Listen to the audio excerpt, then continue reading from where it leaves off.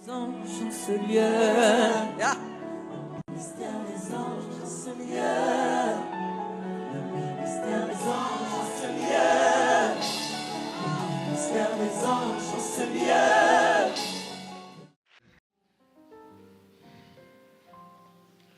Je pense que vous avez déjà vu le thème principal, n'est-ce pas?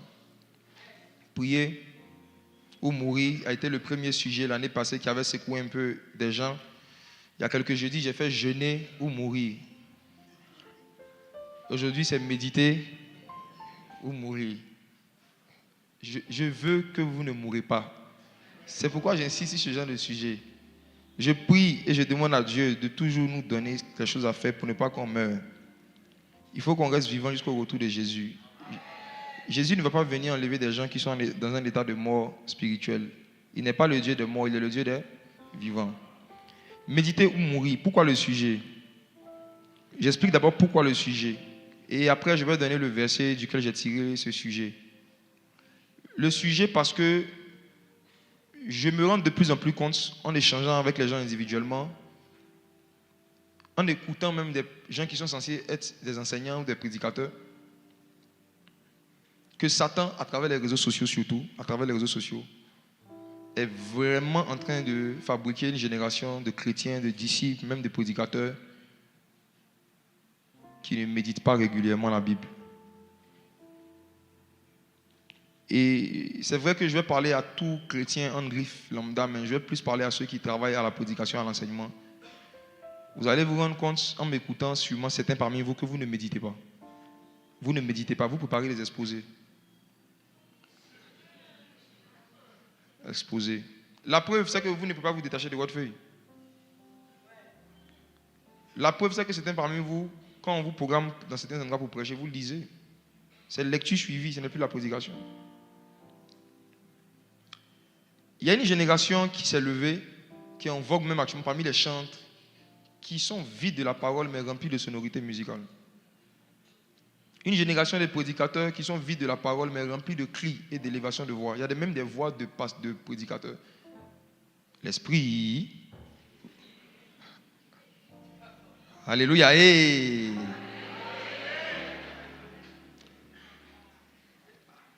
Pourquoi est-ce que aujourd'hui beaucoup de communautés se sentent obligées de copier des concepts charnels, mondains, mettre pour Jésus devant pour attirer les jeunes dans l'église? C'est parce que l'onction qu'ils ont n'est plus attirante. Quand l'onction n'attire plus, on utilise les passions de la jeunesse pour attirer la jeunesse. Or, Paul disait à Timothée, fuis les passions de la jeunesse. Pourquoi est-ce qu'aujourd'hui, on se sent obligé en fait de recopier tout ce que les gens du monde font dans l'église dans le but d'attirer des âmes? Parce que ce qui attirait les âmes autrefois dans l'église a disparu. Dis avec moi l'onction. Dis avec moi l'onction. L'onction, ce n'est pas la faculté de prier pour que quelqu'un tombe. On ne mesure pas l'onction de quelqu'un en fonction du nombre de personnes qui tombent quand il prie. On mesure l'onction de quelqu'un en fonction du nombre de chaînes qui tombent. Ce ne sont pas les hommes qui doivent tomber, c'est les chaînes. Donc, si quelqu'un tombe physiquement et qu'on voit qu'il est toujours addict des mêmes vices, ce n'est pas l'onction qui s'est manifestée, c'est l'émotion. L'émotion chatouille, l'onction brise le joug. Il y a beaucoup de personnes, vous pensez que vous êtes oint, or vous êtes ému.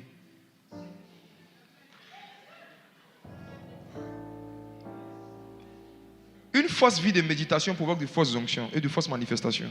Et c'est vraiment ça que je veux mettre en lumière. Si on ne retourne pas individuellement à des vies de méditation régulières, personnelles, structurées et organisées, je vous dis la vérité, on va continuer à assister à la mort spirituelle progressive de certains frères et sœurs et même de certains ministères. Et quand il y a la mort, il n'y a plus de manifestation spectaculaire des dons spirituels et de la puissance du Saint-Esprit. Donc il faut remplacer ça par du divertissement chrétien. Quand l'onction n'est plus amusante, il faut amuser les gens pour les maintenir à l'église. L'une des choses qui montre la perte de l'onction, c'est le désir de jouer. La Bible parle d'un homme qui s'appelait Samson. Samson, lorsqu'il a été capturé, la femme qui l'a livré a informé ses ennemis que la source de sa force était chez ses cheveux, n'est-ce pas? Mais la Bible dit que lorsque les Philistins l'ont capturé, ils ont non seulement coupé les cheveux, mais qu'est-ce qu'ils ont fait? Ils ont crevé ses yeux, puis ne plus qu'il médite. Ils savent qu'un oin qui est coiffé, mais qui a des yeux pour méditer, est toujours dangereux. S'il ne peut plus voir les Écritures, on ne peut plus rien faire pour lui. Ils ont coupé ses cheveux, on a creusé ses yeux. Et la Bible dit après ça, les Philistins ont pris ce Samson qui n'avait plus Dieu pour voir, et ils l'ont pris pour les amuser, pour amuser. Quand tu perds l'onction, tu deviens amusant. Ils ont invité maintenant Samson pour se divertir. Et vous allez voir que le même esprit de divertissement est vu dans Exode chapitre 32, dans l'épisode du veau d'or. La Bible dit que lorsque le peuple d'Israël a commencé à adorer le veau d'or, ils se levaient pour manger, pour boire et pour se divertir. Quand il n'y a plus l'onction prophétique, on importe des choses du monde pour divertir le peuple de Dieu. Mais l'heure vient, elle est déjà venue, où l'esprit de méditation va venir détruire l'esprit de divertissement. Osée chapitre 4, verset 6. Je vais commencer par 2 vérités profondes sur la présence de Dieu. Osée 4, verset 6. Mon peuple est détruit parce qu'il lui manque la connaissance. Puisque tu as rejeté la connaissance, je te rejetterai. Ok. On va essayer de tirer certaines vérités de ce verset. C'est un verset très populaire, n'est-ce pas? Mon peuple est détruit parce qu'il lui manque quoi? La connaissance. Mon peuple meurt parce qu'il lui manque la connaissance. Voici d'où est tiré le thème. Prier ou mourir. Méditer ou mourir. Jeûner ou mourir. Voici à partir de ce verset que j'ai tiré ces 3 thèmes. Prier ou mourir. Jeûner ou mourir. Méditer ou mourir. En fait, je me suis rendu compte en lisant que c'est possible d'être détruit dans la présence de Dieu. Dieu commence par dire mon peuple. Pas les païens. Il dit mon peuple. Mon peuple. Qui est détruit? C'est son peuple. Leçon numéro 1. Ce n'est pas parce que tu appartiens au peuple de Dieu que tu ne peux pas être détruit. Ce n'est pas parce que tu appartiens au peuple de Dieu que tu ne peux pas mourir. Frères et sœurs, Dieu maintenant, il donne la raison de la destruction de son peuple et il dit manque de connaissance, pas manque de ma présence. Ce que je découvre en lisant, c'est que la présence de Dieu ne nous garde pas de la mort. Dieu peut être là et certainement te tuer. La preuve, quand le serpent est venu attaquer Ève dans le jardin, est-ce que Dieu était absent? La présence de Dieu n'est pas un bouclier suffisant contre les esprits de mort. En fait, ce qui nous garde vraiment, c'est la connaissance. Et si Dieu dit mon peuple est détruit parce qu'il lui manque la connaissance, ça veut dire que Dieu peut être présent et la connaissance est absente. Dieu peut être présent et il n'y a pas de connaissance. La présence de Dieu ne produit pas automatiquement la connaissance. Et je vais donner un exemple dans la Bible et un exemple pratique. Vous allez comprendre ce qui se passe dans beaucoup d'églises de réveil. Genèse chapitre 1, verset 1. Au commencement, Dieu créa les cieux et la terre. Verset 2. La terre devint informe et vide.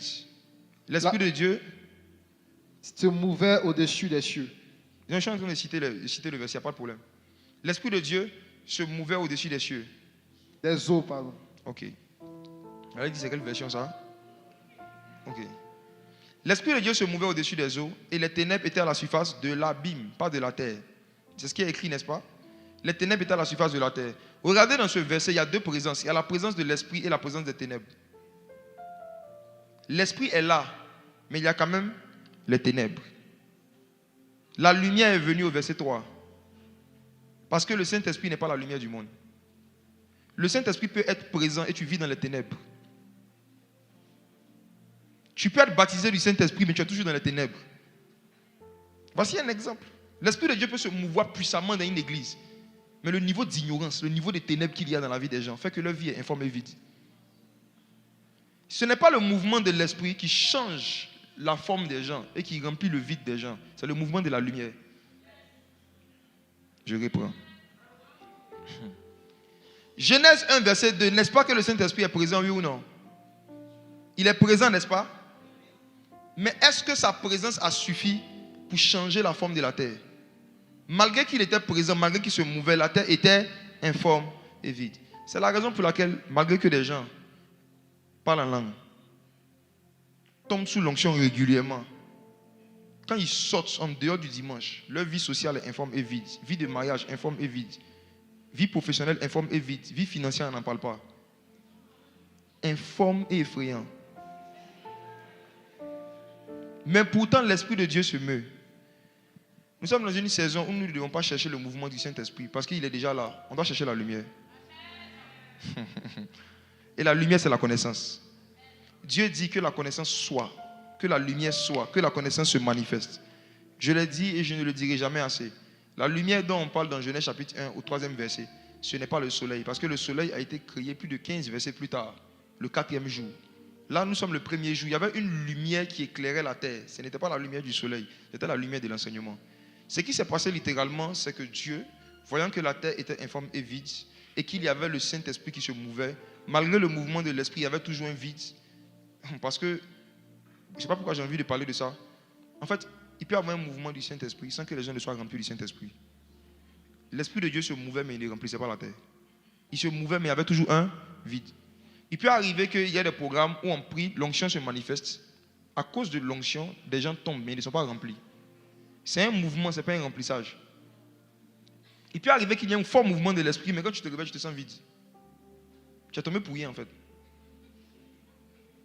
C'est comme si quelqu'un t'a bousculé juste et puis tu t'es levé. Le but de Dieu, ce n'est pas vraiment de nous bousculer, c'est de nous remplir. Ok, c'était une parenthèse. Donc, vous voyez que Dieu s'arrête et puis il dit, en fait, que l'enseignement soit, que la connaissance soit, que la lumière soit. Et quand la lumière est venue, quand la lumière s'est manifestée, c'est en ce moment-là que, qu'est-ce qui s'est passé? Il a commencé à voir la création. Après le baptême d'eau, après le baptême du Saint-Esprit, il faut chercher la connaissance, il faut chercher la lumière, il faut chercher l'enseignement. Il y a une passion pour l'enseignement que vous devez avoir, sinon votre vie va rester informe et vide. La forme de ta vie dépend de la relation que tu as avec ta Bible. La couleur que ta vie va avoir après ta rencontre avec Dieu, ça dépend de la relation que tu auras avec les Saintes Écritures. Voici. Que signifie méditer? Il y a 3 grandes définitions que je veux donner. Si on doit parler de méditer, qu'est-ce que ça signifie? Des définitions basiques terre à terre. Première définition, méditer, c'est réfléchir sur quelque chose. Dans le but, je précise vraiment, dans le but d'en tirer une leçon qu'on peut appliquer à sa propre vie, pas à la vie des autres. Méditer, c'est réfléchir sur quelque chose dans le but d'en tirer une leçon qu'on peut appliquer à sa propre vie. Josué chapitre 1, verset 8, lisons. Pour chaque définition, je vais donner un verset qui illustre ça bien. Josué chapitre 1, verset 8. Que ce livre de la loi ne s'éloigne point de ta bouche. Médite-le jour et nuit pour agir fidèlement selon tout ce qui est écrit. Allons doucement. Que ce livre de la loi ne s'éloigne point de ta bouche. Médite-le jour et nuit. En d'autres termes, médite 2 fois par jour pour... Ici, ce qui m'intéresse, c'est l'objectif de la méditation. Médite-le pour agir, pas pour prêcher. On médite pour agir. Ça veut dire que le but de la méditation, c'est d'identifier des agissements qu'on est censé manifester. Le but de la méditation, c'est de pouvoir trouver des comportements qu'on doit reproduire au quotidien. Est-ce qu'on se comprend? Quand on dit je vais méditer, ça veut dire je vais chercher des agissements, des comportements qu'en tant qu'enfant de Dieu, je dois avoir. Et comment ça se fait? À travers une histoire de la Bible. Exemple. Supposons que tu es célibataire, je parle d'une jeune sœur. Tu décides de méditer sur comment Ruth a fait pour se marier avec Boaz. C'est un exemple.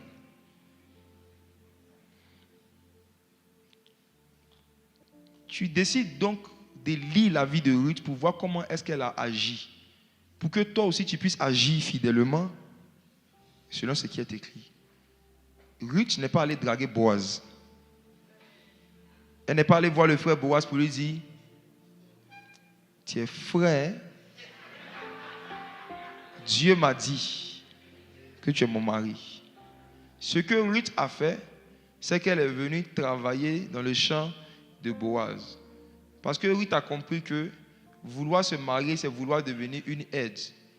Et donc, ce qu'elle devait montrer, c'est qu'elle était capable de l'aider dans les choses qu'il faisait déjà. Elle n'est pas venue montrer sa beauté, elle est venue montrer ses vertus. Pour agir fidèlement. Voici comment on... C'est-à-dire que tu regardes, tu vois, qu'est-ce que Ruth a fait? C'est-à-dire que tu regardes, tu dis, Ruth, je lis l'histoire. Qu'est-ce qu'elle a fait pour se marier? Elle est allée travailler. C'est parce que tu es au chômage que tu n'es pas encore marié. C'est un exemple, quoi. Tu vois, c'est-à-dire que tu médites. Tu te demandes, mais le manteau de Ruth n'est-il pas sur moi? Est-ce que Boaz n'attend pas de me voir travailler d'abord avant de... Attendez, dans l'histoire, est-ce que ce n'est pas parce qu'il a vu la femme travailler qu'il s'est intéressé à elle? Ce n'est pas son visage ni sa forme qui l'a attiré, c'était son service. Les hommes riches n'aiment pas les paresseuses.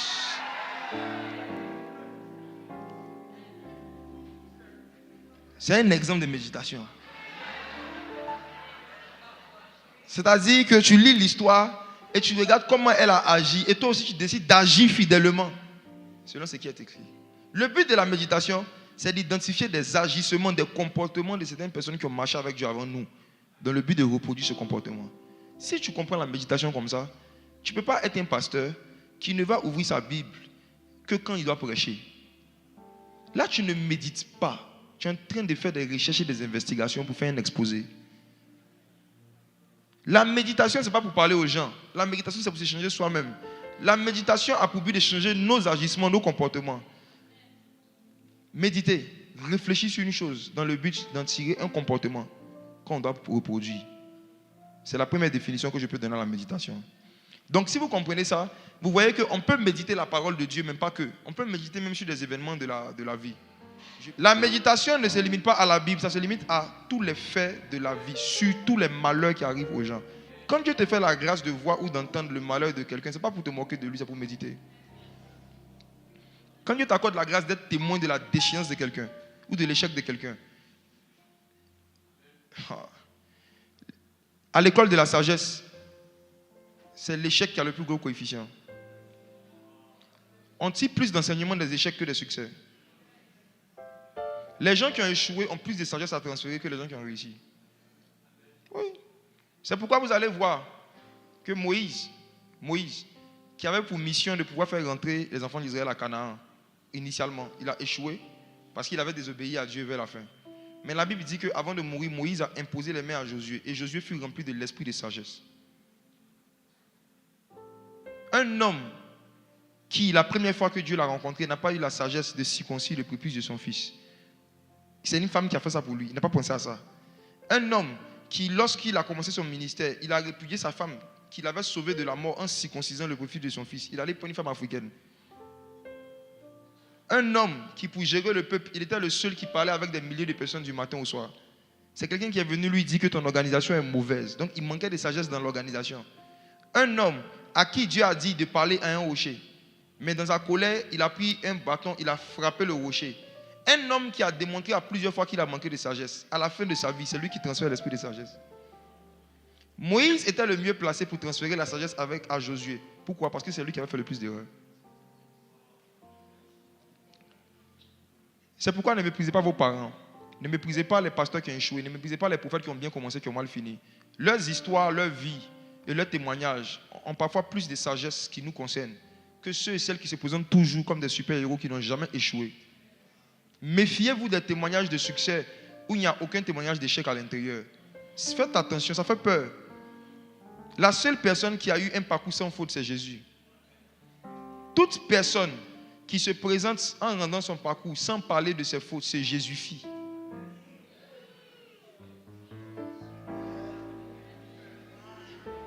Il se déguise en Messie sans s'en rendre compte.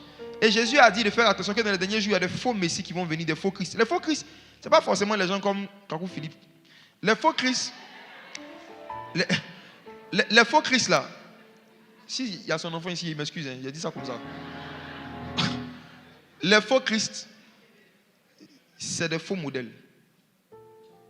C'est des gens qui donnent un modèle de succès et de réussite où on te parle que de succès. Beaucoup d'influenceurs sont des faux Christ. Faux modèles. Deuxième définition de la méditation. C'est bon, vous avez compris la première définition, c'est bon? Il faut méditer sur les choses dans le but de tirer une leçon qu'on peut appliquer à sa propre vie. Deuxième définition. Méditer, c'est examiner, analyser une chose dans le but de comprendre le sens. Acte 8, verset 30. Là maintenant, je parle exceptionnellement des Écritures, seulement des Écritures. Acte 8, le verset 30. Tu n'as pas de Bible? Tu n'as pas de Bible?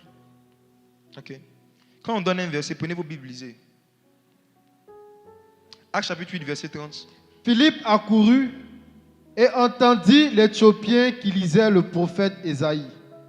Il lui dit, comprends-tu ce que tu lis? Dis avec moi, comprends-tu ce que tu lis? Le but de la méditation, c'est de comprendre des choses qu'on a déjà lues. On médite dans le but d'essayer de comprendre quelque chose qu'on connaît, mais qu'on ne comprend pas. Tout le monde connaît Jean 3,16. Car Dieu a tant aimé le monde, qu'il a donné son Fils unique, afin que quiconque croit.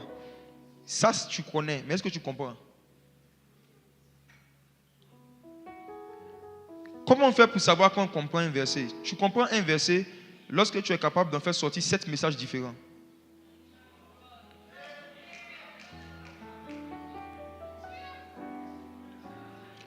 À quel moment tu vas savoir que tu as commencé à comprendre un verset? C'est quand tu es capable d'en tirer 7 messages différents du même verset.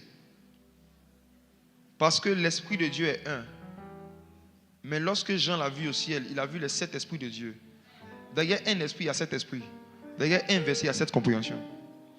Dans le monde spirituel, dans le royaume des cieux, un cache 7. Derrière un, il y a toujours 7 minimum. Minimum. Qui a suivi la veillée à ICC que j'ai dirigé vendredi dernier? J'ai parlé des 7 cornes de l'agneau, n'est-ce pas? L'agneau immolé avec 7 cornes et 7 yeux. Et quand on a lu le verset, on a vu que les 7 cornes ont été cités dans le même chapitre. Quand tu lis un verset, ne laisse jamais ton orgueil te convaincre que tu connais le verset si tu n'es pas capable d'en donner 7 enseignements différents. Le but de la méditation, ce n'est pas de découvrir de nouvelles choses, c'est de redécouvrir des anciennes choses.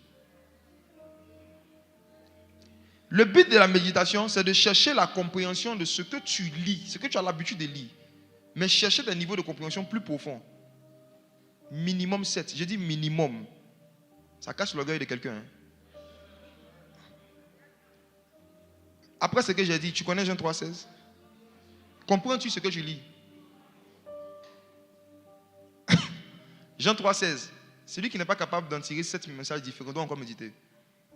Au moins 7.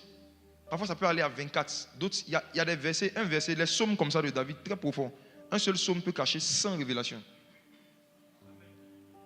Comprends-tu ce que tu lis? Comprends-tu ce que tu lis? Après aujourd'hui, retournez, demandez au Saint-Esprit de vous réenseigner à partir des choses que vous savez déjà. La compréhension. On médite dans le but de chercher à comprendre ce qu'on lit. Mes frères et sœurs, j'aimerais vous décevoir un peu, comme je l'ai fait la dernière fois par rapport aux jeunes.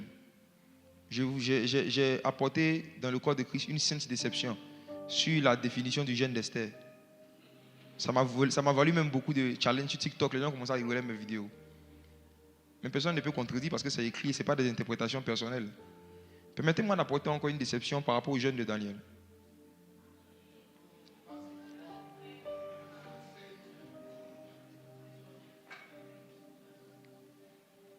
Pourquoi Daniel a jeûné pendant 21 jours? Est-ce que c'était pour débloquer un visa? Est-ce que Daniel avait jeûné 21 jours dans le but de rentrer dans son mariage? Est-ce que Daniel avait jeûné 21 jours dans le but d'obtenir quelque chose de terrestre? Daniel chapitre 9. Versets 2 à 3. Soyez forts. Daniel chapitre 9, verset 2. La première année de son règne, moi, Daniel, je vis par les livres qu'il devait s'écouler 70 ans pour les ruines de Jérusalem, d'après le nombre des années dont l'Éternel avait parlé à Jérémie le prophète. Ok. Verset 3. je tournai ma face vers le Seigneur Dieu, afin de recourir à la prière et aux supplications, en jeûnant et en prenant le sac et la cendre. Ok. Daniel dit qu'il a pris le livre de Jérémie et il a médité. Et il dit, je vis par les livres. Ça, c'est le thème d'une conférence que je vais donner cette année. Je vis par les livres, les visions par la méditation. La faculté de grandir dans les visions en méditant les Écritures. Je vis par les livres. Daniel a commencé à méditer. Et il s'est rendu compte de quelque chose. Il s'est rendu compte que Dieu avait donné une promesse. Normalement, la captivité du peuple devait durer 70 ans. Et d'après ce qu'il avait lu en méditant dans Jérémie, logiquement, les enfants d'Israël ne devaient plus être en captivité. Mais ils étaient toujours en captivité. Des gens étaient esclaves, en train de souffrir encore la violence, la galère, la misère, en pensant que c'était le brisement de Dieu. Or, ce n'était pas le brisement de Dieu. C'est juste parce qu'ils ne savaient pas qu'ils avaient le droit d'être libres. C'est un seul homme qui a découvert que le peuple avait maintenant le droit de sortir de la captivité. Comment il a découvert? En méditant. La méditation d'un seul homme a apporté la libération des milliers de personnes qui souffraient inutilement, pensant que c'est la volonté de Dieu. Il y a plusieurs parmi vous. Vous n'étiez plus à cet âge de votre vie censé manquer d'argent. Mais vous manquez encore d'argent parce qu'il y a des versets que vous n'avez pas encore lus. De la même manière que les enfants d'Israël étaient en train de souffrir encore une captivité parce qu'il y a des versets qu'ils n'avaient pas lus dans Jérémie. C'est comme ça, beaucoup parmi vous, vous souffrez des choses. Même il y a des maladies qui sont encore dans vos vies parce que vous n'avez pas encore vu par les livres. Imaginez-vous si cet homme, ce jeune homme, n'avait pas pris la décision de méditer sa Bible. Il allait continuer à subir la captivité babylonienne en se disant que c'est la volonté de Dieu. On attend le temps de Dieu. On attend le temps de Dieu. Beaucoup parmi vous, il y a des souffrances qui ont déjà, dont la date d'expiration est déjà arrivée. Vous continuez de les souffrir parce qu'il y a des versets que vous ne connaissez pas.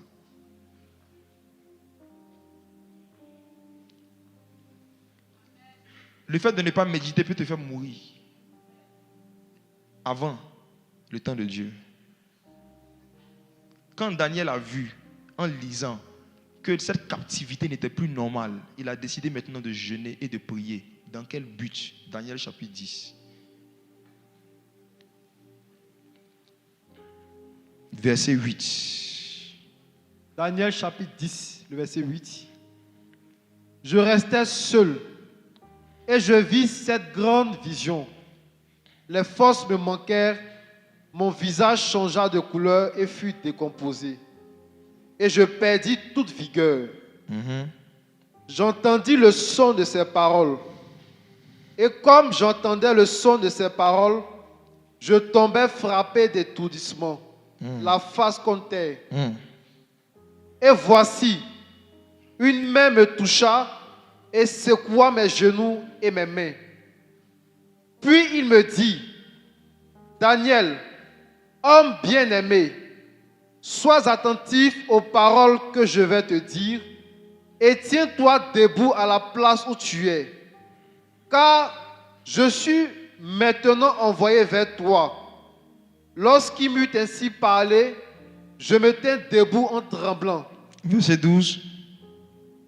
Il me dit, Daniel, ne crains rien. Ne crains rien. Ensuite, car dès le premier jour où tu as eu à cœur de comprendre et de t'humilier devant ton Dieu, tes paroles ont été entendues et c'est à cause de tes paroles que je viens. voici le but du jeûne de Daniel. Daniel a jeûné pour comprendre un verset. C'est tout.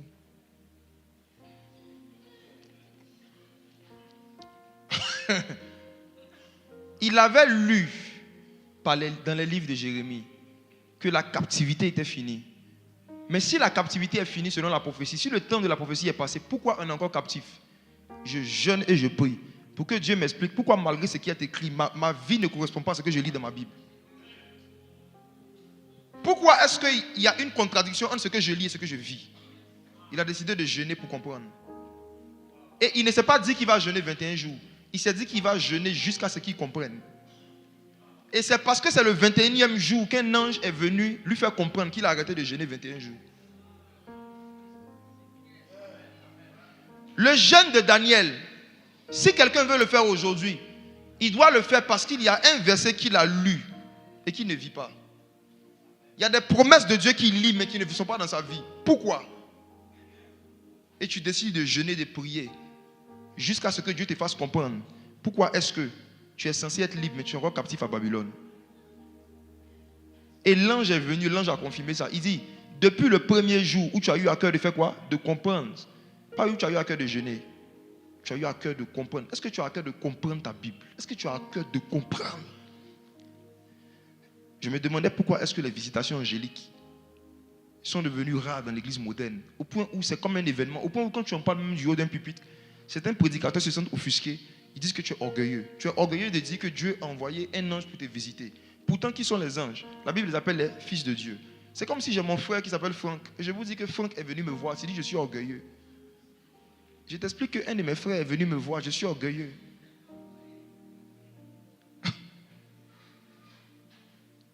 Pourquoi aujourd'hui, beaucoup de gens même sont hésitants de parler de leurs expériences surnaturelles avec les anges? Parce que ce n'est plus commun. Donc quand tu en parles, on donne l'impression que tu veux te faire voir. Donc pour ne pas qu'on te confonde à ceux qui veulent se faire voir, on n'en parle pas. On n'en parle plus. Mais la vérité c'est quoi? C'est qu'il y a un type d'anges qui ne sont envoyés que vers ceux qui ont à cœur de comprendre. Il y a un type d'anges qui ne sont envoyés que vers une génération qui jeûne et qui prie pour comprendre les Écritures. Jeûner pour comprendre la Bible. Daniel. Demande à ton voisin, la dernière fois que tu as jeûné pour comprendre un verset, c'était quand? Demande-lui.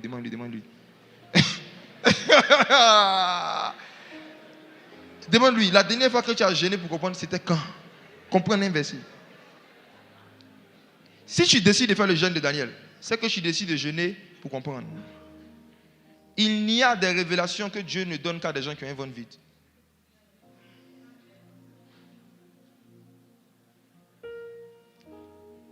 Ce qui a interrompu le jeûne de Daniel, c'est l'explication du verset, de la prophétie de Jérémie. S'il ne allait continuer. Ce type d'ange existe. Mes frères et sœurs, le nombre de fois où j'ai parlé avec des gars comme ça dans les songes, Dieu seul le sait. Moi, j'ai vécu ça dès le début de ma conversion. La première fois que j'ai vécu ça, je lisais un chapitre de Proverbes qui dit « C'est par la sagesse que l'Éternel a fondé la terre. C'est par l'intelligence qu'il a affermi les cieux. » Je me suis assis et j'essayais de comprendre. Il dit, il a formé la sagesse comment? Affermi les cieux. Quand on dit affermi, ça veut dire qu'il y a du sol. Mais quand moi je regarde le ciel, j'ai l'impression qu'il n'y a pas du sol. Or le ciel est affermi, il y a du sol. Le sol du ciel. S'il n'y avait pas de sol au ciel, comment est-ce qu'il y aurait l'arbre de vie? L'arbre pousse sur le sol. Je voulais comprendre le sens. Toute la nuit, j'ai essayé de comprendre, je n'arrivais pas. Et je m'endors. Et je vois un homme qui vient, qui s'assoit à côté de moi et qui dit, parce que tu as eu à cœur de comprendre ce verset de Proverbe, je suis venu t'expliquer. C'était en 2011 la première fois. Et ça ne s'est plus jamais arrêté jusqu'à aujourd'hui. Croyez en ce que je suis en train de vous dire. Si Dieu voit que vous aimez votre Bible plus que votre pasteur, il va commencer à envoyer certains anges vers vous pour vous expliquer des choses qu'un pasteur ne nous a pas expliquées. Si Dieu voit que les Écritures, vous avez à cœur de les comprendre, si tu as à cœur de comprendre ce que tu lis, et il sait que tu n'as pas les outils autour de toi, ni les personnes pour t'expliquer, il ne manque pas d'ouvriers dans le royaume des cieux pour venir expliquer des passages. Ça ne manque pas. Ils sont pleins, les anges n'attendent que ça. Ils sont passionnés de la parole. Donc quand ils voient que quelqu'un sur la terre émet une certaine passion pour les Écritures, dans le monde spirituel, tu émets des signaux. La soif, en fait qu'il y a des lumières bleues qui sortent sur toi comme ça, et puis les anges te localisent. Ils disent, oh, il y a quelqu'un qui veut comprendre. Le but de ce message, c'est de provoquer en vous un désir très puissant de comprendre la parole de Dieu, afin d'agir fidèlement, pas afin d'aller prêcher. Comprendre dans le but de modifier vous-même vos agissements. Le jeûne de Daniel. Qui a déjà fait le jeûne de Daniel ici? Si tu as jeûné 21 jours pour des raisons qui n'avaient rien à voir avec la parole, c'est le jeûne de Ouattara. C'est toi-même ton jeûne. Il faut mettre ton nom sur ton jeûne. Il faut laisser Daniel tranquille, ok? Mets ton nom. Mets ton nom sur ton jeûne. La dernière définition de ce qu'on appelle méditer que je veux donner, et je pense que c'est la plus puissante. En fait, méditer, c'est chercher à connaître ce qui te concerne dans la Bible. Ce n'est pas tout ce qui est écrit dans la Bible qui te concerne. Méditer, c'est aller dans sa Bible dans le but de trouver les versets qui concernent ta destinée. L'histoire d'Esther ne concerne pas toutes les sœurs. L'histoire de Ruth ne concerne pas toutes les sœurs. L'histoire de Naomi ne concerne pas toutes les sœurs. Dieu a fait exprès de mettre plusieurs histoires différentes dans la Bible parce qu'il sait que nos destinées sont différentes. Et dans chaque histoire de la Bible, en fait, il y a des éléments de la vie de chaque personnage qui sont rattachés à nos destinées individuelles. Donc, méditer, c'est de trouver les personnages de la Bible dont la vie ou les paroles sont en lien avec ta destinée. Actes. Bon, Luc chapitre 24, verset 27. Méditer, c'est aussi ça. Est-ce que tu connais les personnages de la Bible qui te concernent dans les Écritures? Est-ce que tu les connais? Méditer, c'est ouvrir sa Bible pour chercher les personnes qui ont fait avant toi ce que Dieu t'appelle à faire. Luc chapitre 24, verset 27. Et commençant par Moïse et par tous les prophètes, il leur expliqua dans toutes les Écritures ce qui le concernait. On parle de Jésus. La Bible dit qu'après sa résurrection, le Seigneur Jésus est apparu à des disciples. Et commençant par Moïse, par les psaumes, par les prophètes, il a commencé à leur expliquer dans toutes les Écritures quoi? Ce qui le concernait. Ce qui le concernait. Mais frères et sœurs, j'ai une bonne nouvelle pour vous. Ce n'est pas tout ce qui est écrit dans la Bible qui vous concerne. Amen. Même Jésus n'était pas concerné par tout ce qui était écrit. Jésus a parlé à ses disciples de ce qui le concernait dans les Écritures. Ce qui fait que beaucoup de personnes s'embrouillent et embrouillent les autres, c'est qu'ils prennent des choses qui ne les concernent pas dans les Écritures et ils veulent appliquer ça et puis ils prêchent ça même. Exemple. Œil pour œil, dent pour dent. C'est écrit, non? Mais est-ce que ça nous concerne, nous les disciples de Jésus? Jésus a dit dans Matthieu 5, vous avez appris qu'il a été dit, œil pour œil, dent pour dent. Mais moi, je vous dis. En d'autres termes, il y a des choses qui sont dans les Écritures que Jésus n'a jamais dites. Mais c'est dans la Bible. Ce n'est pas tout ce qui est biblique que nous devons mettre en pratique. On doit mettre en pratique ce qui nous concerne. Méditer, c'est lire la Bible dans le but de faire la différence entre ce qui concerne la nouvelle alliance et ce qui concerne l'ancienne alliance. Ce qui concerne ceux qui sont lavés par le sang de Jésus et ceux qui n'étaient pas lavés par le sang de Jésus. Cet amalgame entre l'ancienne et la nouvelle alliance, c'est ce qui est à la base de toutes les hérésies et les déviations que nous voyons aujourd'hui dans nos communautés. C'est parce que les gens ne prennent pas le temps de regarder ce qui nous concerne dans les Écritures que jusqu'à aujourd'hui, il y a des chrétiens évangéliques qui font fête de moisson. Laissez-moi parler. Laissez-moi parler.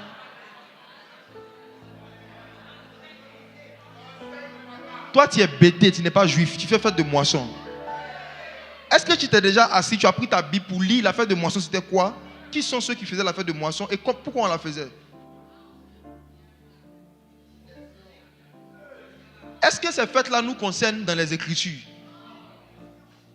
Si ça nous concerne, est-ce qu'on devrait les appliquer littéralement comme le faisaient les Juifs qui étaient concernés par ça? Tu lis dans la Bible qu'on dit que le 8e jour, tous les mâles se faisaient circoncis. Toi aussi, tu accouches, tu fais ton enfant, on veut le circoncire le même jour. Tu dis au médecin, non, c'est pas biblique. Si on ne circoncit pas pour aujourd'hui, c'est pas biblique, pas pouvoir se circoncire le 8e jour. Est-ce que ça te concerne dans les Écritures? Ça te concerne?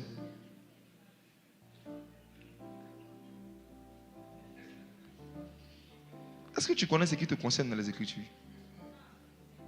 Moins vous allez connaître ce qui vous concerne en tant que des disciples de Jésus, plus les gens vont vous manipuler avec des versets qui vont dire c'est dans la Bible. Il est aussi écrit dans la Bible de ne pas manger de la viande de porc. Mais nous savons ce que nous faisons avec la tchéké. C'est écrit dans la Bible de ne pas manger la viande de porc. Mais pourquoi ça, quand on lit, on dit non, ça c'est l'ancienne alliance. Donc quand ça nous arrange, on connaît l'ancienne alliance. C'est écrit dans la Bible que lorsque une femme est dans sa période de menstrue, elle n'a pas le droit de venir dans la maison de Dieu. C'est écrit, non? Mais nous voici. Dans l'ancienne alliance, le temple de Dieu, c'était un endroit physique dans lequel les hommes se rendaient. Voici pourquoi on disait qu'une femme qui a son sang, qui a un écoulement de sang, elle ne doit pas rentrer dans la maison. Pourquoi? Parce que le seul sang qui devait rentrer dans la maison de Dieu était le sang qui vient de Dieu. Mais dans la nouvelle alliance, le sang même sort du temple. Parce que ton corps est le temple du Saint-Esprit. Donc en fait, quand une sœur en Christ qui a le Saint-Esprit assez monstrueux, c'est le sang même qui sort du temple. C'est où elle ne doit pas aller. Est-ce que tu connais ce qui te concerne dans les Écritures? Faites un exercice toute l'année 2025. Lisez la Bible dans le but de savoir ce qui concerne la nouvelle alliance, ce qui ne concerne pas la nouvelle alliance. Vous allez vous rendre compte qu'il y a plein de fausses doctrines dans lesquelles nous sommes dans les milieux évangéliques. On a l'habitude d'attaquer les catholiques. Mais je ne pense pas que l'église évangélique actuelle a moins de fausses doctrines que l'église catholique.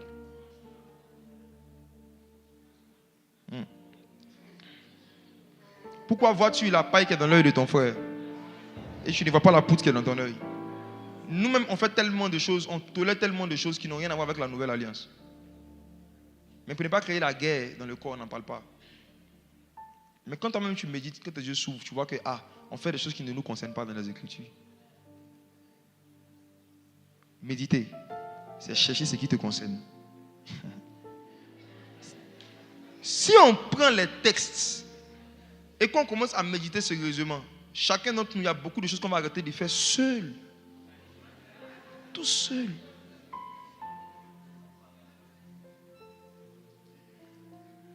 J'avance. Je veux parler maintenant de deux vérités profondes qu'il faut savoir pour avoir une vie de méditation qui fait grandir en sagesse. Il y a deux grandes vérités qu'il faut connaître. Pour ceux qui notent, vérité 1, il faut connaître l'anatomie des Saintes Écritures. C'est un mot simple, c'est facile. Je vais expliquer ça tout à l'heure. Notez d'abord. 1, il faut connaître l'anatomie des Saintes Écritures. 2, il faut connaître la différence entre la parole, les versets et les Écritures. Première chose qu'il faut connaître, c'est l'anatomie des Saintes Écritures. La deuxième chose, il faut connaître la différence entre la parole de Dieu, les versets et les Écritures. Mes frères et sœurs, je suis en train de vous donner des choses simples et pratiques. Quand vous allez retourner à la maison avec ces informations, vous allez voir que vos vies de méditation seront complètement différentes. Avant d'ouvrir sa Bible, première chose, l'anatomie des Saintes Écritures. De quoi il s'agit? Quand je dis l'anatomie des Saintes Écritures, mais l'anatomie de la Bible, je parle simplement de la façon dont tous les messages qui sont dans la Bible sont catégorisés par Dieu. Et tous les messages, les 66 livres de la Bible, peuvent être catégorisés en 4 groupes. 4 groupes. 4 catégories.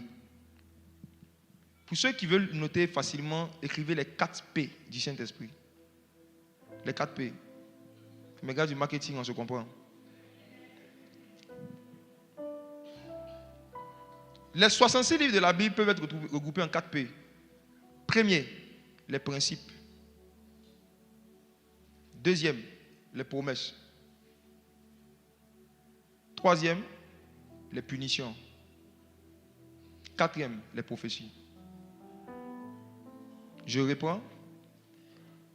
Les 66 livres de la Bible et tous les messages qui s'y trouvent peuvent être catégorisés dans cette anatomie-là, cette structure. Les 4 P. Vous allez voir que lorsque Jean a vu la Nouvelle Jérusalem, il a vu qu'elle avait 4 côtés. Tout ce qui sort de la Nouvelle Jérusalem se regroupe toujours en 4. Les principes, les punitions, les promesses, et dernier c'est quoi? Les prophéties. Quand tu lis un verset dorénavant, quand tu veux méditer, quand tu ouvres ta Bible, donnez-moi un verset au hasard. Qui a le micro? Lis quelque chose qui te passe par la tête. Donne-moi un verset, n'importe quel. Choisis un chapitre, un livre. Romains 1, verset 1. Ok? Pardon, Romains 8, verset 1. Romains 8, verset 1. Il n'y a donc maintenant aucune condamnation pour ceux qui sont en Jésus-Christ. Ça s'arrête là dans la Louis II. Dans la King James, c'est écrit: il n'y a donc maintenant aucune condamnation pour ceux qui sont en Jésus-Christ, lesquels ne marchent pas selon la chair, mais selon l'esprit. Mais toute cette phrase a été supprimée par M. Louis II. Je me suis dit que de plus en plus, quand je vais voir ce genre de livre, je ne vais plus me taire dessus. Parce qu'il faut aider un peu nos amis francophones. Si vous lisez la King James, il y a une bonne partie qui a été supprimée, je ne sais pas pourquoi. Je corrige en même temps. Verset 2, c'est écrit: en effet, la loi de l'esprit de vie m'a affranchi de la loi Du péché et de la mort, c'est ça? Oui. Ok. Ce que vous êtes en train de lire, juste ces deux versets qu'il a donnés comme ça. Parmi les 4 P que je vous ai donnés, c'est quoi? Est-ce que c'est une prophétie? Est-ce que c'est une punition, ça? Est-ce que ça, c'est une promesse? C'est quoi? C'est un principe. Je dis, prenez n'importe quel verset. On va pouvoir classer ça dans une de ces catégories. N'importe quel. Donne le micro à quelqu'un au hasard dans la salle. Qui veut essayer? Qui est nouveau? Qui est venu ici pour la première fois? Donne au monsieur qui est en costume derrière. Si vous donnez une référence que je connais, je vais citer pour aller vite. Ok, Galates 7. Galates 6, 7. Galates 6 dit, faites part, que celui à qui on enseigne la parole fasse part, c'est ça? De tous ses biens à celui qui enseigne. Galates 6, 7 dit quoi? Ne vous y trompez pas, on ne se moque pas. Ok, on ne se moque pas. Ce qu'un homme aura semé, il le moissonnera. Ok. C'est quoi? Punition? Promesse? Prophétie ou principe? Principe. Principe. Donne à quelqu'un d'autre. Donne à la petite fille là, qui a levé la main.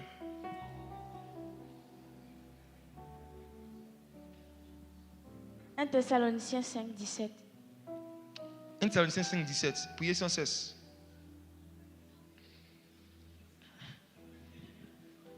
Quand nous on était adolescents, nos amis jouaient au basket. Nous on jouait à la Bible. On jouait à la Bible. Donc il y a beaucoup de références que je connais par cœur comme ça. Priez sans cesse. Ça c'est quoi?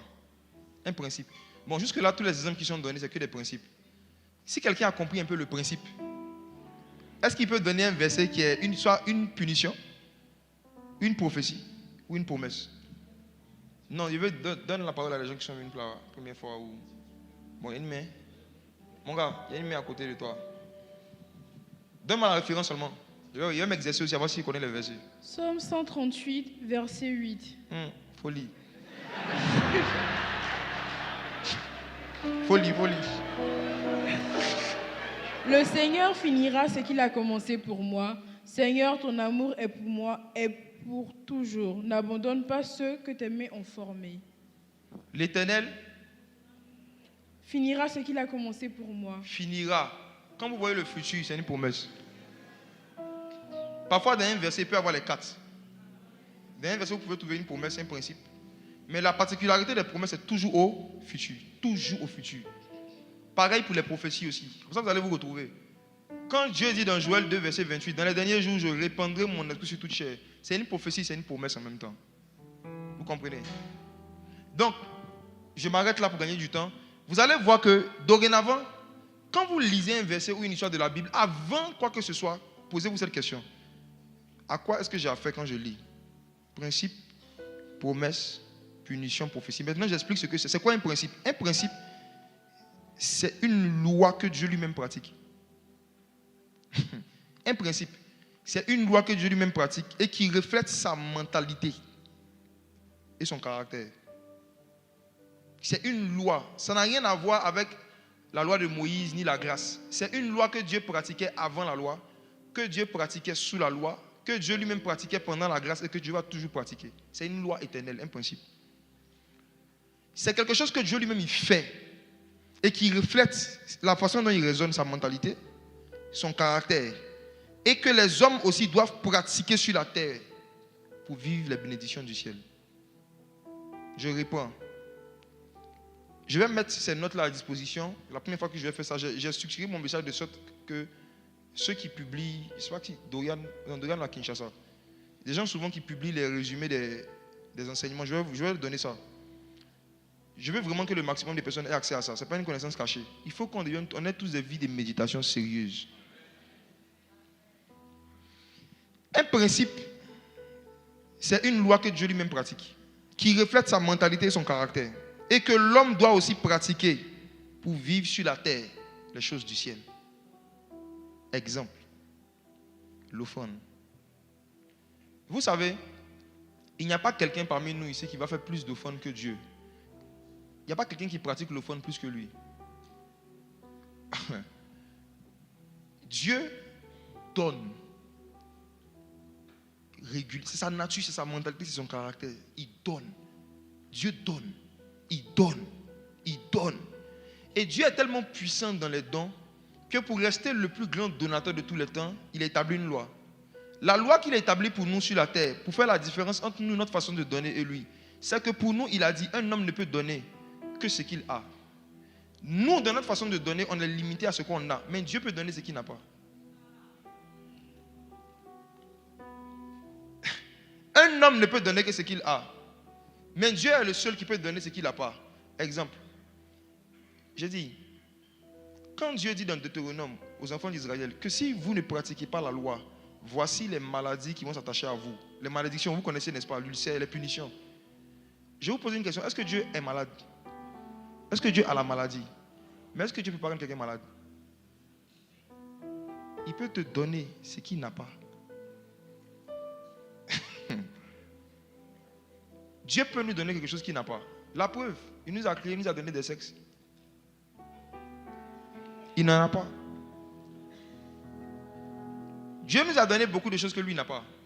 Il nous a donné un estomac, lui n'a pas d'estomac. Mais en ce qui concerne nous les hommes, on ne peut donner que ce qu'on a. Mes frères et sœurs, c'est la raison pour laquelle, si c'est vraiment Dieu qui vous dit de faire une œuvre, quand il vous dit de faire une œuvre, si vous a parlé clairement, n'ayez pas peur du budget. Parce que si ça vient de Dieu, si la vision vient de Dieu, la provision aussi va venir de Dieu. Et Dieu peut donner ce que tu n'as pas et ce que lui-même il n'a pas. Dieu n'a pas d'argent. Parce qu'au ciel, on n'utilise pas les CFA. Il n'y a personne qui a un billet de 5 000 au ciel. Mais pourtant, le ciel donne des billets aux hommes sur la terre. Dieu donne ce qu'il n'a pas. Il donne ce qu'il n'a pas. Dieu donne ce qu'il n'a pas. Parce qu'il n'est pas un homme. C'est un homme qui ne donne que ce qu'il a. Si Dieu se met dans ce carnaval, il s'humanise. Dans le domaine de l'offrande, vous allez voir que les offrandes sont pratiquées depuis le jardin d'Éden. Ça a été pratiqué avec Abraham, c'est pratiqué sous la loi, c'est pratiqué sous la grâce. Donc quand vous voyez quelque chose que les gens ont pratiqué avant Moïse, pendant Jésus et après Jésus, c'est un principe. En fait, les principes se vérifient dans le fait que des gens qui ont marché avec Dieu les pratiquaient avant les alliances, pendant les alliances. C'est ça les principes. Et il y a tellement d'exemples qu'on peut donner. Si quelqu'un a compris ce principe, qui peut donner un exemple? Qu'est-ce qui était pratiqué par exemple avant que Moïse ne vienne avec la loi, avant que Jésus ne vienne, qui a été pratiqué sous Moïse, sous Jésus et qui aujourd'hui encore est pratiqué? Le jeûne par exemple. Quoi d'autre? La prière. Quoi d'autre? La dîme. Bien sûr, c'est le cas. La dîme n'a pas commencé avec Moïse, ça a commencé avant Abraham. Je ne dis pas avec Abraham, je dis avant Abraham. Oui, 2025, je vais donner un message qu'on appelle l'esprit de la dîme. La dîme a commencé avant Abraham.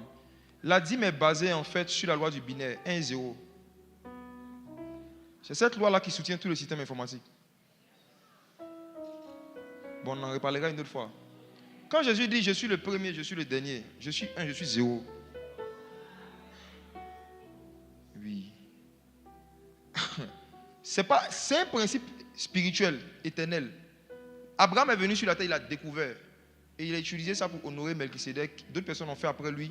Aujourd'hui, on continue de le faire, pas sous les mêmes formes, mais on le fait. Mais c'est toujours, chaque chiffre en fait a un sens dans le royaume des cieux. Il n'y a rien qui est ordinaire. Donc mes frères et sœurs, on a compris c'est quoi un principe. Il peut avancer. Ensuite, les promesses. Les promesses, c'est l'ensemble des récompenses que Dieu te donne quand tu pratiques un principe. Simple. Ça veut dire que tu découvres un principe, tu commences à le pratiquer, automatiquement tu enclenches les promesses se manifestent. Simplement. Donc la plupart des gens qui ne vivent pas les promesses de Dieu, c'est des gens qui ne pratiquent pas les principes de Dieu. Simple. Et parfois ils cherchent des démons et des délivrances inutiles. Ils cherchent des liens de famille qui n'existent plus. Le peuple est détruit pas parce qu'il a des liens de famille, mais parce qu'il lui manque la connaissance. Parfois c'est le manque de connaissance qui font que des gens vivent des destructions et ils pensent que c'est la présence des démons qui le fait. Je prends un exemple simple. Il y a un principe qui dit que tout ce qui est rempli attire, tout ce qui est vide repousse. C'est un principe. Si toi tu as faim, peu importe ta faim, que tu vas dans un quartier que tu ne connais pas, tu regardes un resto, à 18h c'est vide. Il n'y a personne dans le resto à part les serveurs. Tu regardes le resto d'à côté, il y a beaucoup de gens. Tu vas aller où? Non, sois enfant. Je dis, tu vas dans un quartier que tu ne connais pas, tu as faim. Tu as le choix de deux restos que tu ne connais pas. Mais tu vois un resto qui est rempli, beaucoup de gens sont assis en train de manger. Tu vois un autre resto, il n'y a personne. En toute façon, tu rentres où? Pourquoi? Tu te dis que s'il y a beaucoup de gens, c'est que c'est tout. Tu vois cette façon de raisonner, c'est parce qu'il y a une loi dans la nature, il y a un principe. Si quelque chose est rempli, c'est que c'est bon. Voici pourquoi. Si un chrétien, tu le vois, mais qui n'est pas rempli du Saint-Esprit, c'est qu'il n'est pas bon. Si vous êtes des chrétiens qui n'attirez pas les païens, c'est que vous n'êtes pas rempli. Si tu as une église qui n'attire pas les âmes, vous n'êtes pas rempli. Là où il y a la plénitude, l'homme vient. C'est un principe. Supposons qu'une sœur en Christ ne connaît pas ce principe. Elle décide d'ouvrir son restaurant. Tu sais que dans les débuts de ton business, quand tu vas ouvrir un restaurant, on ne te connaît pas. Il y a un temps qui doit passer pour que tu fasses ta pub, pour que tu aies certains clients. En attendant que ce soit tes clients qui viennent remplir les chaises, qu'est-ce que tu es censé faire?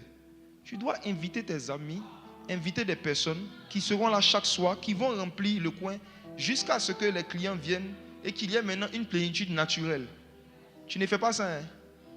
Tu ouvres ton coin, tu pries en langue, tu prends de l'huile d'onction, tu verses partout. Tu ne fais de cadeau à personne dans les débuts.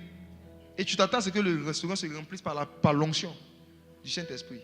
Au bout de 2-3 mois, tu ne fais pas ton chiffre d'affaires, failli, tu fermes, tu viens prendre rendez-vous à un pasteur, qu'on prie pour toi, il y a un blocage dans tes affaires. Il n'y a pas un blocage dans tes affaires, il y a un blocage dans ta tête. Non. Le blocage n'est pas dans tes affaires, c'est dans ta mentalité. C'est ton ignorance d'un principe dans le domaine du business qui fait que tu as tous ces problèmes. Ce qui est vide repousse. Donc tu dois toi-même avoir la sagesse de chercher à remplir le coin, toi-même par tes efforts en faisant des sacrifices pendant un temps. Regardez un principe simple comme ça peut changer la vie d'un homme d'affaires. Et ça peut lui éviter 21 jours de jeûne de Daniel. Et on peut être très souvent comme ça en train de jeûner, prier, chercher des prophètes pour des problèmes qui peuvent se résoudre si on avait médité. Je vais vous montrer le principe. Dieu crée le jardin d'Éden. Comme Dieu sait que ce qui est vide va repousser l'homme, Dieu sait que Adam sera le seul être humain dans le jardin. Mais si jamais il vient qu'il n'y a personne, ça va l'effrayer. Donc avant que Dieu ne crée Adam, Dieu crée beaucoup d'animaux, il remplit la terre. Quand Adam vient, il voit que la terre est remplie, il est rassuré. Ce qui est vide repousse, ce qui est rempli attire. Mais Adam se rend compte un moment que les gars qui sont en train de remplir là, c'est des amis qu'on a mis en attendant que les vrais clients arrivent. Parce que la volonté de Dieu, ce n'était pas que la terre soit remplie d'animaux, c'est que la terre soit remplie d'hommes. Donc, à un moment, il se sent seul. Il commence à comprendre le système. Il dit, il y a quelque chose qui ne va pas. Quand on a dit, remplissez la terre là, on parlait de moi et puis Ève. Dieu maintenant dit, ok, il n'est pas bon que l'homme soit seul. Pourtant, il y avait les animaux, mais Dieu dit, il est seul. Il est avec les éléphants, mais il est seul. Il est avec les lions, mais il est seul. Dans le ministère, dans l'œuvre de Dieu, tu peux être entouré de beaucoup de gens, tu te sens seul.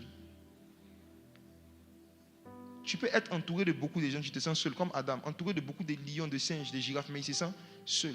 Ce qui enlève la solitude, ce n'est pas la présence des créatures. Ce qui enlève la solitude, c'est la présence des gens qui ont la même nature que toi.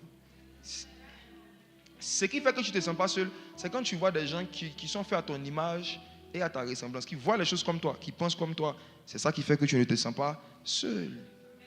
C'est pourquoi il y a des gens qui ils sont mariés, mais ils sont seuls.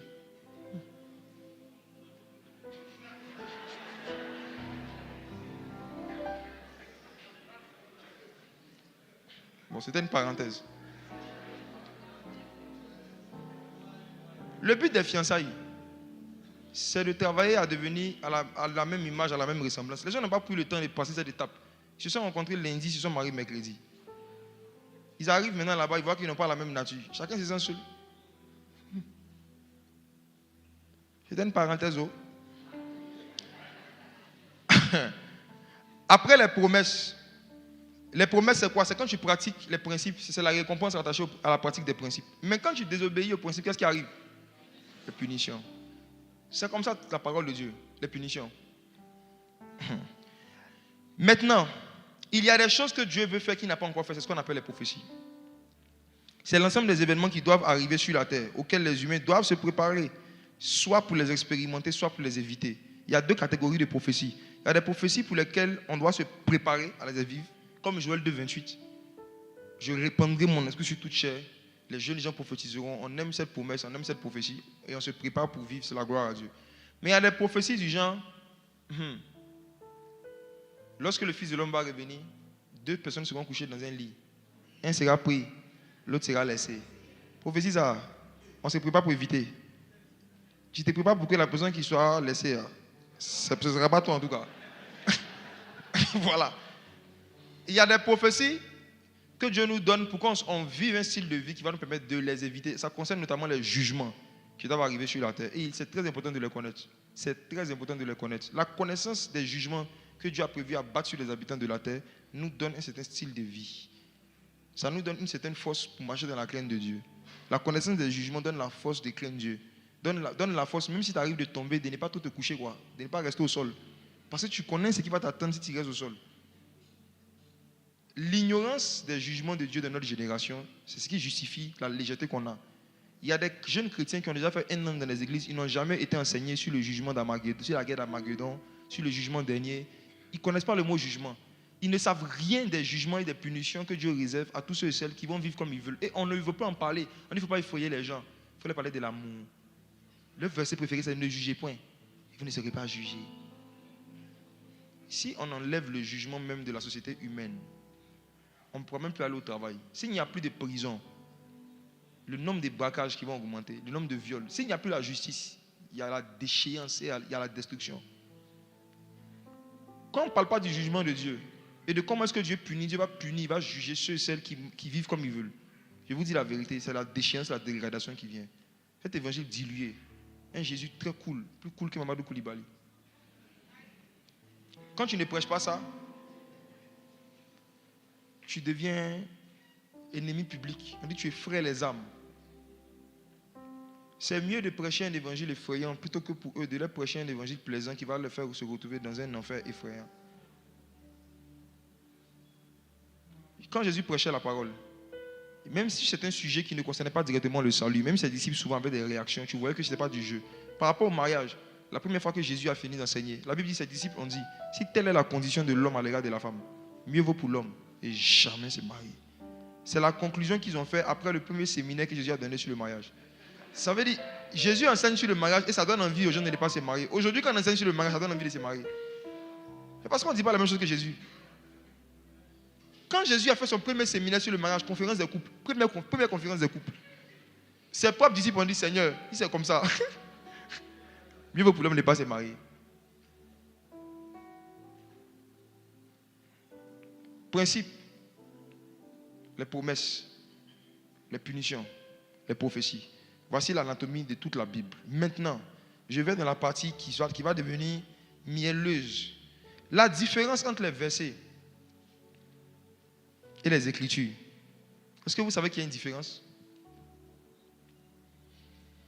Les versets, c'est l'ensemble de tous les chapitres et puis tous les textes qui sont dans la Bible. Ça, ce sont les versets simples. Mais les Écritures, c'est l'ensemble de tous les textes qui parlent de Jésus. Je réponds. Les versets, c'est l'ensemble de tous les textes et les chapitres qui sont dans la Bible. Mais les Écritures, c'est l'ensemble de tous les textes qui parlent du Messie, qui ont un lien avec Christ, qui ont un lien avec Jésus. Et ce n'est pas le cas pour tous les versets de la Bible. Lisons Luc chapitre 24, verset 7 encore. Luc chapitre 24, verset 7. Et qu'il disait, il faut que le Fils de l'homme soit livré entre les mains des pécheurs. Luc 24. Ça, Ok, c'est ça. Verset 7, allons-y. Et qu'il disait, il faut que le Fils de l'homme soit livré entre les mains des pécheurs, qu'il soit crucifié et qu'il ressuscite le 3e jour. Et elle se souvint des paroles de Jésus. À leur retour du sépulcre, elles annonçaient toutes ces choses aux 11 et à tous les autres. Verset 27 maintenant. 27. Luc 24, verset 27. Et commençant par Moïse et par tous les prophètes, il leur expliqua dans toutes les Écritures ce qui le concernait. Lisons maintenant le livre de Jean chapitre 5, verset 39 à 40. Jean chapitre 5, verset 39. Vous sondez les Écritures Vous sondez les Écritures, oui. parce que vous pensez avoir en elles la vie éternelle. Ce sont elles qui rendent témoignage de moi. Les Écritures, ce sont elles qui rendent témoignage de moi, oui. Et vous ne voulez pas venir à moi pour avoir la vie. Jésus est en train de dire clairement ici que les Écritures, c'est l'ensemble des mots, des textes qui rendent témoignage de lui. C'est ce qu'on appelle les Écritures. Les versets, c'est quand tu ouvres ta Bible, ce que tu lis, ça, ce sont les versets. Donc quand tu médites, c'est dans le but de lire des versets pour découvrir les Écritures. Et pourquoi est-ce qu'on veut découvrir les Écritures? Parce qu'on veut connaître la parole de Dieu. Qui est la parole de Dieu? Hey. 1 Samuel 3, verset 1. Je dis quelque chose d'autre. 1 Samuel 3, verset 1. 1 Samuel 3, le verset 1. Le jeune Samuel était au service de l'Éternel devant Élie. Au service de l'Éternel, devant Élie. Les jeunes normaux servent toujours Dieu devant un père. Allons-y. Allons-y. La parole de l'Éternel était rare en ce temps-là. Les visions n'étaient pas fréquentes. Qu'est-ce qui était rare? La parole de l'Éternel. Est-ce que les versets étaient rares? Non. Est-ce que les gens n'avaient pas les Écritures? Si. Ils avaient les textes. Mais qu'est-ce qui était rare? La parole de l'Éternel. Aujourd'hui, la Bible est vulgarisée, mais la parole est rare. On a les Écritures, mais la parole est rare. Nous sommes au temps de Samuel. C'est pourquoi les visions ne sont pas fréquentes. Parce qu'il y a un lien entre la parole et les visions. Je vis par les livres. Il y a un grand lien entre les visions authentiques et les vies de méditation authentiques. Vous allez voir que le mot vision, la première fois qu'il est utilisé dans la Bible, Genèse chapitre 15, à partir du verset 1, c'est Dieu. On dit la parole de l'Éternel vint à Abraham dans une vision. Et vous allez voir que dans beaucoup de livres de prophètes, quand on parle de vision, on parle toujours de la parole. On dit la parole de Dieu fut révélée au prophète dans une vision. La parole fut révélée dans une vision. Écoute-moi, chaque fois que tu as lu un verset à travers lequel tu as vu Jésus d'une autre manière, tu as eu une vision. Oui. Chaque fois que tu as lu un chapitre et ta façon de voir Dieu a changé, tu as eu une vision. La parole de Dieu t'a été révélée, mais dans une vision. La première manifestation des visions, c'est la capacité de voir la parole qui est derrière les Écritures. Quand tu lis un verset, quand par exemple, regardez une démonstration, l'apôtre Paul dit dans 1 Corinthiens chapitre 10, à partir du verset 1, il dit quoi? Il dit qu'on ne doit pas ignorer que les enfants d'Israël ont été dans le désert, sous la nuée, ils ont été baptisés en Moïse. Et il y a un rocher qui les suivait. Ça, ce sont les Écritures. Les Écritures disent qu'il y a un rocher qui suivait les enfants d'Israël. Il dit, oh, ce rocher, c'était Christ. Là, c'est la parole. C'est-à-dire que derrière un caillou, il a vu Jésus en fait. La parole, c'est Christ, c'est Jésus. Et il est caché dans tous les versets. Dans beaucoup de versets, dans toutes les histoires. Tu peux voir Jésus dans Genèse 1, verset 1. Tu peux voir Jésus. Donnez-moi n'importe quel verset au hasard. Je vais faire une démonstration. Regarde, quelqu'un qui n'est pas d'ici, qui est venu pour la première fois. Donne-moi un verset que tu connais, qui te plaît, que tu connais par cœur. Cite-moi le verset. On va chercher, enfin, je veux te démontrer c'est quoi la parole dans les Écritures. Quelqu'un veut essayer? Ok, donnez le micro à quelqu'un. 1 Corinthiens 10, 31, que vous mangiez, que vous buviez, quoi que vous fassiez, faites-le pour la gloire de Dieu. C'est trop facile. Il veut quelque chose de... Donne-moi un verset de l'Ancien Testament. Vous allez voir que les premiers apôtres prenaient l'Ancien Testament pour prêcher Christ. Ils prenaient les Écritures. Ils prenaient les histoires que les gens connaissaient pour leur parler d'un Messie qu'ils ne connaissaient pas. Il y avait de la puissance dedans. Quand on te fait sortir la parole des Écritures, c'est vivant. Donnez-moi, qui a le micro? Ésaïe 46, versets 10 à 11. Ça dit quoi? J'annonce dès le commencement ce qui doit arriver. Merci. Et longtemps d'avance ce qui n'est pas encore accompli. Okay. Je dis mes arrêts subsistent et j'exécuterai toute ma volonté. Ça, c'est une prophétie qui parle encore de Jésus. J'annonce dès le commencement ce qui doit arriver. Le mot qui était traduit par commencement, c'est Bereshit, Genèse. quand vous lisez au commencement, Genèse chapitre 1, verset 1, au commencement, Dieu créa les cieux et la terre. Le commencement, là, ce n'est pas le début d'un temps, c'est le début de la manifestation d'une personne. Le commencement, c'est Jésus, parce qu'il a dit dans Apocalypse 1, je suis le commencement. Vrai ou faux? Dans Genèse 1, verset 1, comme vous voyez, au commencement, Dieu créa, ça veut dire en Christ. Dieu créa. Paul l'a dit, il dit c'est par lui, par Christ, que Dieu a créé toutes choses. Christ est le commencement. Quand il dit j'annonce dès le commencement ce qui doit venir, il est en train de dire c'est en Christ que j'annonce toutes les choses à venir. C'est pourquoi Jésus a dit quand le Saint-Esprit va venir, il vous annoncera les choses à venir parce que c'est l'Esprit de Christ. Donnez-moi un autre verset.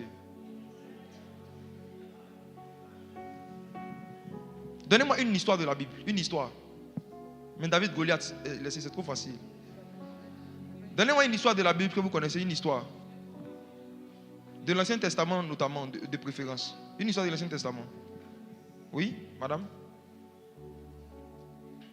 Genèse 27, le verset 42.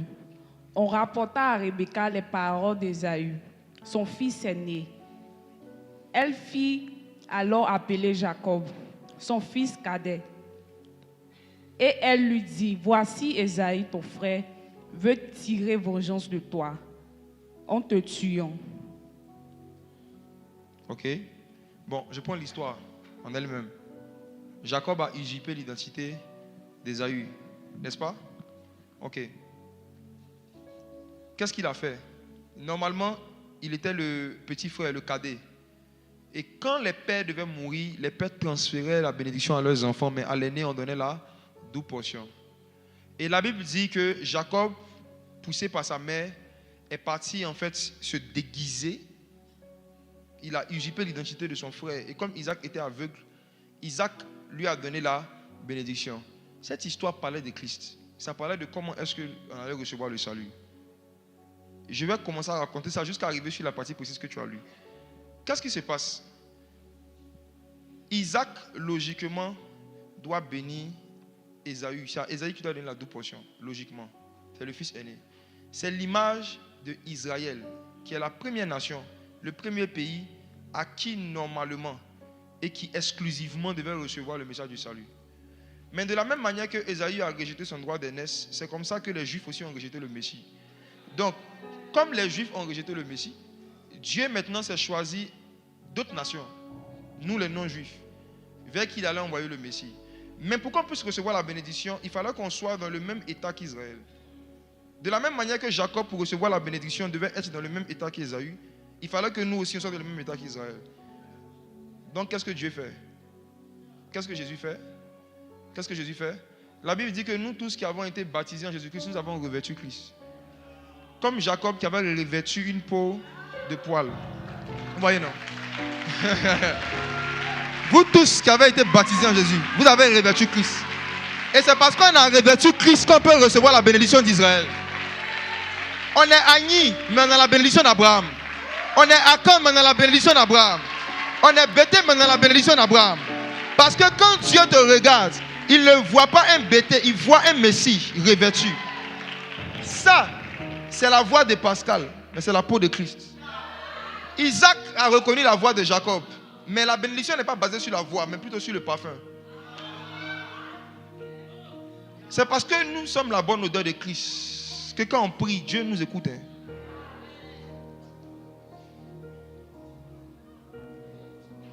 Ça, c'est la parole. Mais on tire ça de quoi? Les Écritures. Les Écritures sont un témoignage de Jésus. Dans les histoires les plus simples et les plus banales de l'Ancien Testament, ça parle de Jésus. Les histoires les plus simples, ça parle de Jésus. Ça parle de Jésus. Cette haine qu'Ésaü maintenant a eue contre Jacob, parce qu'il a vu que c'est lui qui a récupéré la plus grande portion, c'est la même haine que les Juifs ont contre les non-Juifs jusqu'à aujourd'hui. Quand nous qui ne sommes pas Juifs disons qu'on prie le Dieu d'Israël, les Hébreux n'aiment pas ça. Les Hébreux n'aiment pas voir des Noirs qui prétendent prier le Dieu d'Israël. Il dit à quel moment vous êtes rentrés dans l'alliance? Vous n'avez pas été circoncis. Vous n'avez pas fait la bar mitzvah. Vous n'avez pas fait toutes les cérémonies que nous on a fait. Comment vous êtes rentrés dans l'alliance? C'est parce qu'on a revêtu Christ. Parce que Jésus a dit dans Jean chapitre 4 que le salut vient des Juifs. Si on n'était pas juif, on n'allait pas pouvoir être sauvé.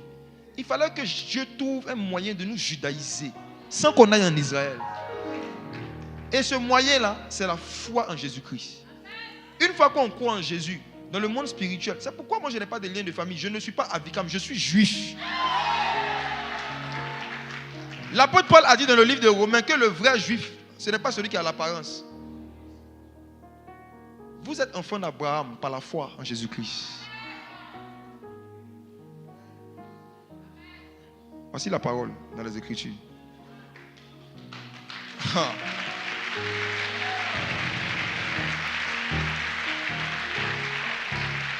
Et la Bible dit qu'au temps de Samuel, la parole était rare. Ça veut dire que les gens prêchaient, mais ils ne parlaient plus du Messie. On prêche, mais on ne parle plus du Messie. Et je vous dis que c'est la même chose aujourd'hui. C'est rare de voir une église qui fait un séminaire sur Jésus. On ne parle plus du Messie dans sa propre maison. Oui. Je vous dis que je regarde les thèmes de prédication annuelles des églises. Ils prêchent sur tout sauf sur Jésus. Des gens connaissent les 7 secrets pour rentrer dans la percée surnaturelle. Ils connaissent les 7 critères pour reconnaître l'homme de sa destinée. Ils connaissent beaucoup de choses, mais ils ne connaissent pas pourquoi est-ce que Jésus a reçu une couronne d'épines. Si on leur demande pourquoi est-ce que c'est de l'épine qu'on a mis sur sa tête, comment ils peuvent expliquer? Pourquoi il fallait absolument que son sang verse sur un bois pour nous sauver? Pourquoi est-ce qu'on appelle l'agneau de Dieu? Pourquoi? Pourquoi pas le cabri de Dieu? Pourquoi l'agneau? Pourquoi? Pourquoi après son baptême, Jésus est allé jeûner 40 jours dans le désert? Pourquoi? Notre ignorance de qui est Jésus, de ce qu'il a fait et pourquoi il a fait ce qu'il a fait est tellement profonde que le peuple est en train de détruire. Parce qu'il y a les versets, il n'y a plus la parole. Jésus est la parole de Dieu. Si on parle de beaucoup de thèmes sans toucher Christ, on n'est pas dans la parole, on est dans les Écritures, dans les versets même.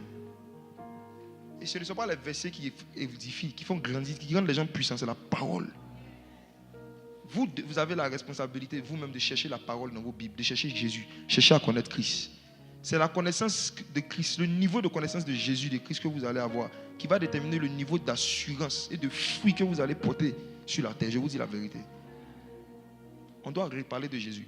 À partir de février, tout le thème ici, c'est Jésus-Christ crucifié.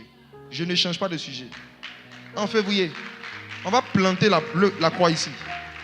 On va étudier chaque aspect. On va commencer par sa barbe qu'on a arrachée. On va commencer par sa sueur qui s'est transformée en sang. On va comprendre ce que notre salut a coûté. La parole est devenue rare. On prêche, mais ce n'est pas la parole. Si je viens prendre 2 heures de temps pour t'expliquer la couleur du corps des anges, comme tu ne connais pas la définition d'être édifié, tu vas dire j'ai été édifié. Maintenant, quand tu sais qu'il y a des anges bleus, rouges et verts, quand tu as fini de savoir ça, ça te donne la victoire sur la pornographie.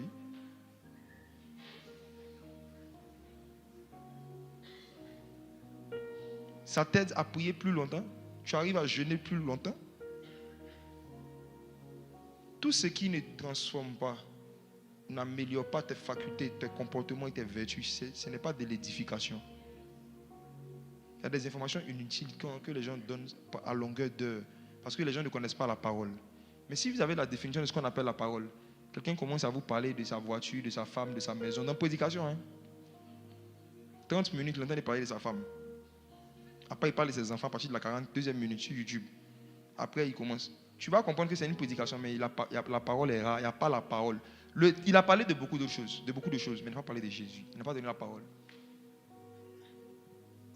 C'est pour ça que souvent vous partez dans certains cultes.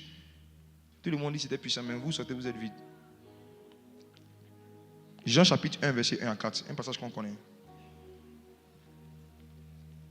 Jean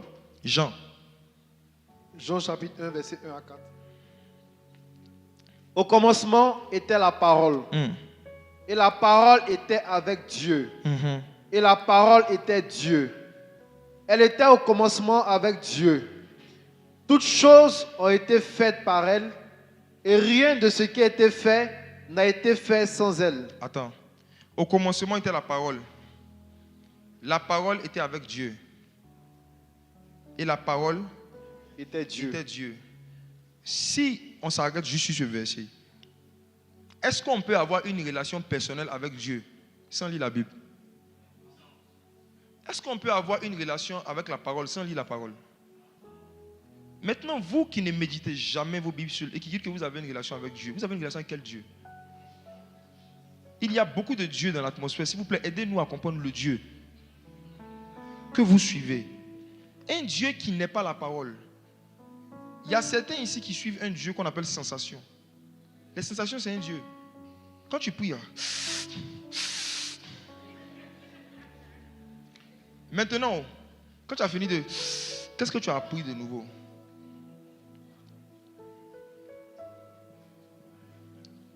Tu peux décider de prier 3 heures de temps à genoux.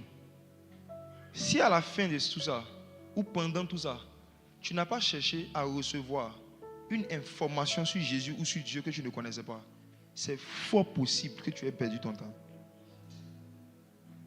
Aujourd'hui, dans le mouvement de réveil, si on ne fait pas attention, la prière va devenir un sport national. Quelque chose que les gens font pour perdre le poids. Pas pour connaître Dieu. Il faut que l'intention et l'objectif de tout ce qu'on fait en termes de prière et de méditation soit pour connaître Christ. Il faut que Christ soit le commencement et la fin de tous nos efforts spirituels. Sinon, on pourrait se retrouver dans une plaisanterie religieuse très organisée, bien organisée. Et ils vont faire tout ce temps. Tu vas les prendre, tu leur demandes, ah, qu'est-ce que tu as reçu? On dit rien. Tu as parlé à quelqu'un pendant 3 heures de temps, la personne ne t'a même pas dit bonjour. Il est impoli, hein? Dis avec moi, le Saint-Esprit n'est pas impoli. Dis-moi, le Saint-Esprit n'est pas impoli. Le Saint-Esprit n'est pas impoli. Je vous donne un conseil. Quand vous décidez de prier longtemps, gardez toujours la Bible ouverte à côté de vous. Parce qu'à tout moment, une parole peut sortir. Ne priez jamais longtemps sans lire la parole. Sans la parole autour, je vous assure. Quand vous priez beaucoup, vous exposez votre esprit au monde spirituel. Et dans le monde spirituel, l'onction que vous avez reçue vous enseigne. Donc les longues prières sont les bonnes atmosphères même pour recevoir des enseignements. On n'a pas dit que prier c'est fermer la Bible forcément. Non. Vu que la prière est une communication et que la voix de Dieu sort des Écritures, pourquoi tu fermes la bouche de Dieu quand toi tu lui parles?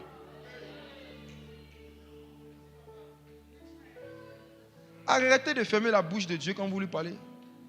Sinon ce n'est plus une conversation, c'est une interview. Et c'est Dieu qui vous interviewe quoi. Vous parlez seulement. Méditer, c'est aussi prier dans le but que Dieu te donne des nouveaux enseignements. C'est aussi la méditation. Prier, c'est aussi méditer en priant. Dans le but que dans la prière, Dieu te fasse comprendre ce que tu es en train de lire. C'est tout ça la méditation. Au lieu de prendre des objets pour prier, priez avec vos Bibles. Donnez-moi une Bible. Physique. Merci ma soeur. Tu peux décider par exemple de prier comme ça.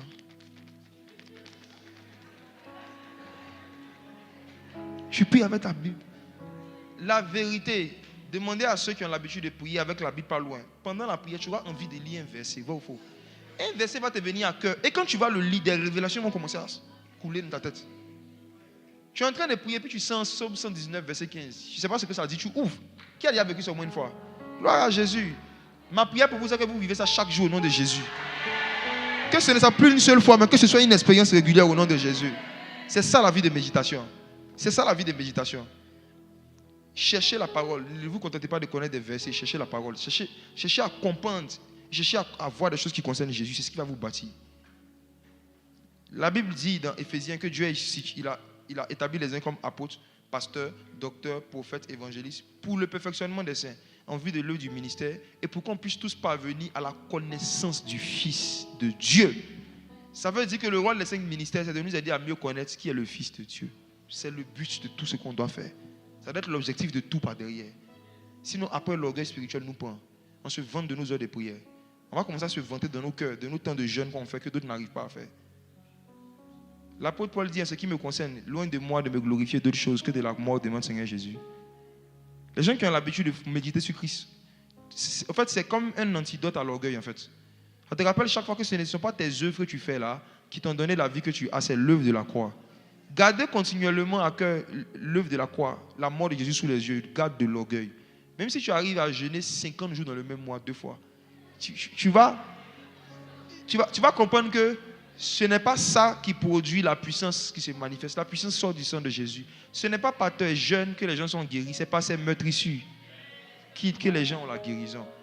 Donc, le fait de méditer régulièrement sur Jésus va faire que peu importe les performances que tu auras en termes de jeûne, tu auras les yeux gardés sur ces meurtrissures.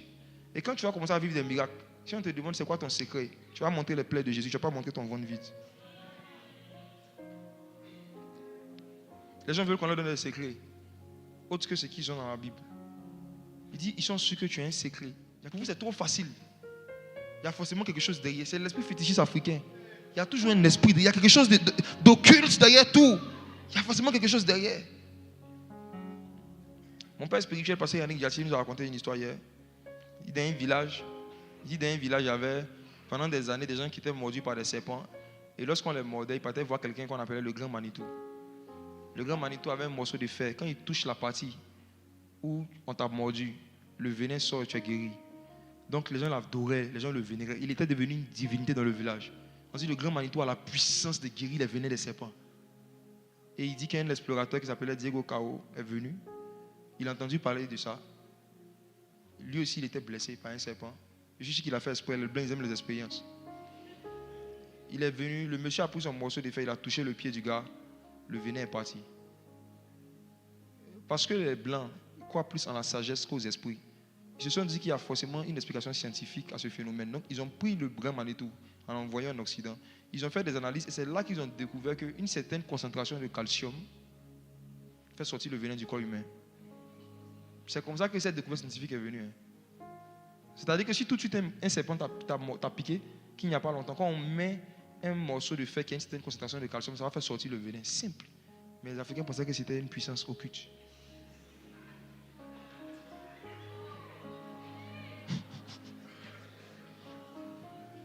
Ils ont annoncé la nouvelle au village, chacun commence à acheter son fer, c'est fini.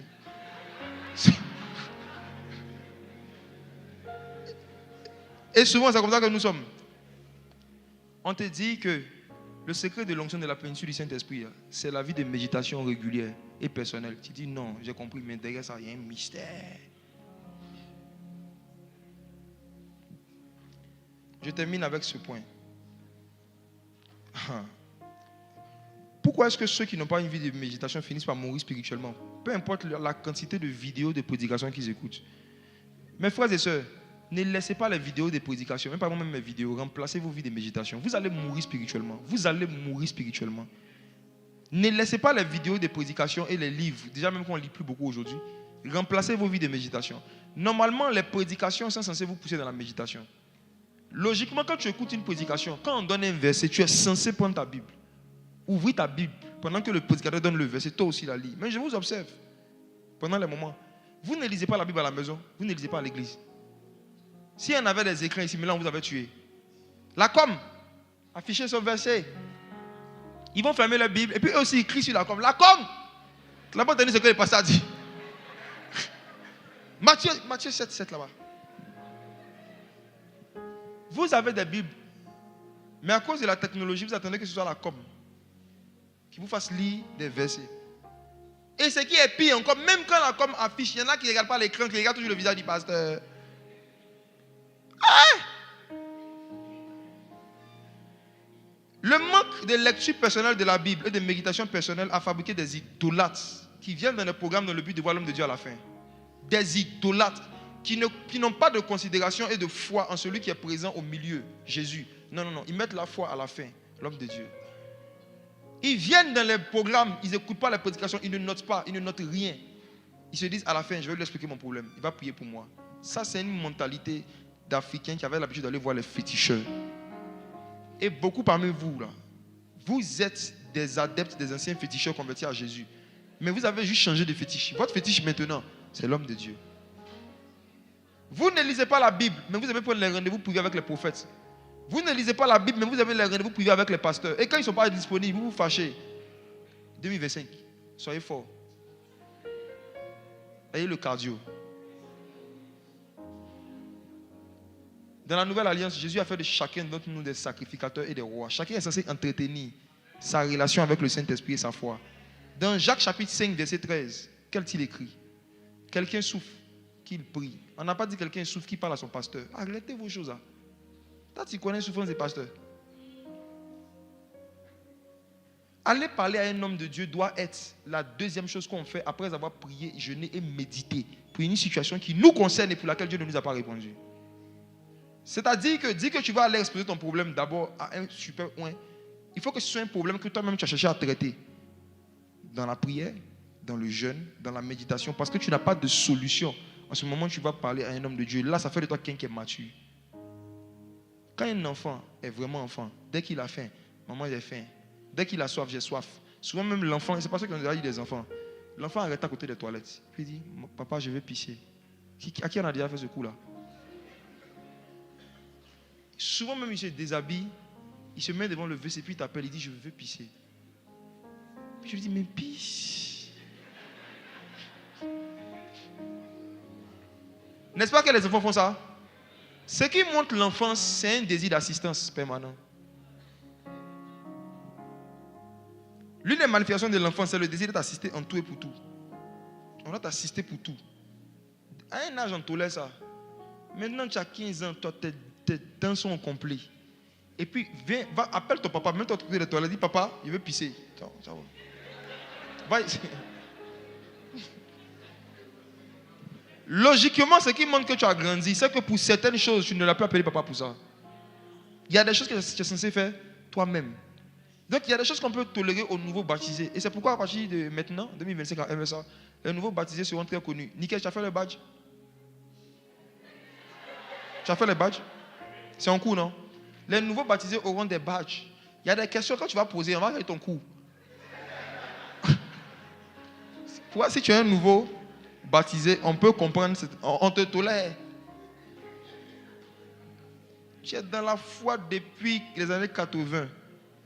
C'est toi qui vas venir dire, ah, je veux voir un homme. Oui, c'est pourquoi j'ai fait un songe là. Il y a un salamandre qui me poursuivait. Il ne sait pas ce que ça veut dire. Mais il te poursuivait, mais poursuis-le aussi. Jésus dit qu'il vous a donné la puissance de marcher sur les serpents, sur les scorpions, sur toute la puissance de l'ennemi. Qu'est-ce que tu fais de ce verset? Marche. Si tu vois un serpent, tu marches sur lui. Tu ne vas pas courir pour appeler un pasteur, tu marches sur le serpent. Il y a des questions que quelqu'un qui a un certain nombre d'années dans la foi n'est pas censé poser, sinon il peut mourir. Il peut attirer un jugement sur sa vie. Je prends le cas de Zacharie. Un ange apparaît à Élisabeth. Du moins, à Zacharie. Et puis, il lui dit que ta femme va tomber enceinte. Et Zacharie demande comment ça va se faire. L'ange dit, hein? Il dit, c'est à moi qui demande ça. Tu seras muet. Vrai ou faux? Vrai ou faux? Il a posé une question, c'est parce qu'il a insulté l'ange. Il a juste demandé, ma femme est vieille, je suis vieux. Comment ça va se faire? L'ange dit, à cause de la question que tu as posée, tu seras muet. Et il est devenu muet. Le même ange va chez Marie. Il dit, tu vas tomber. Elle pose la même question. Puis sourit, elle dit, non, tu sais, le Saint-Esprit te couvrira de son ombre. C'est parce que lui, il était sacrificateur. La position qu'il occupait dans la maison de Dieu faisait que logiquement, il y a des informations qu'il était censé avoir.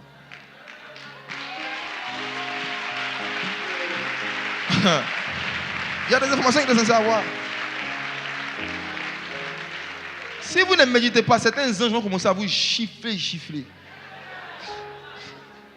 Ok.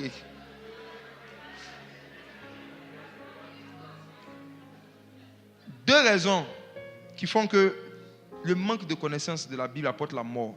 Première raison, Ecclésiaste 9, verset 5. Je vais terminer avec ça, on va prier.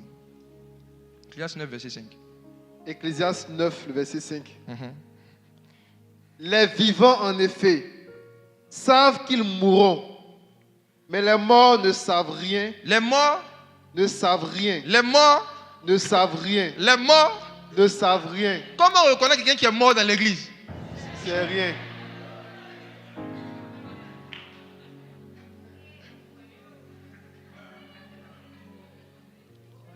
Demande à ton voisin, tu sais quoi?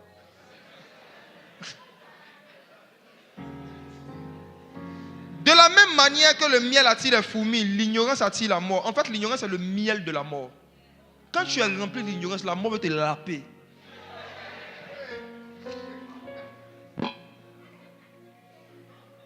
Vous qui êtes toujours pressé par les esprits de mort, je vous dis la vérité parce que vous ne lisez pas la Bible. Il y a un niveau d'ignorance qui est en vous qui font que quand la mort vous regarde, vous êtes à son image et à sa ressemblance parce que la mort ne sait rien.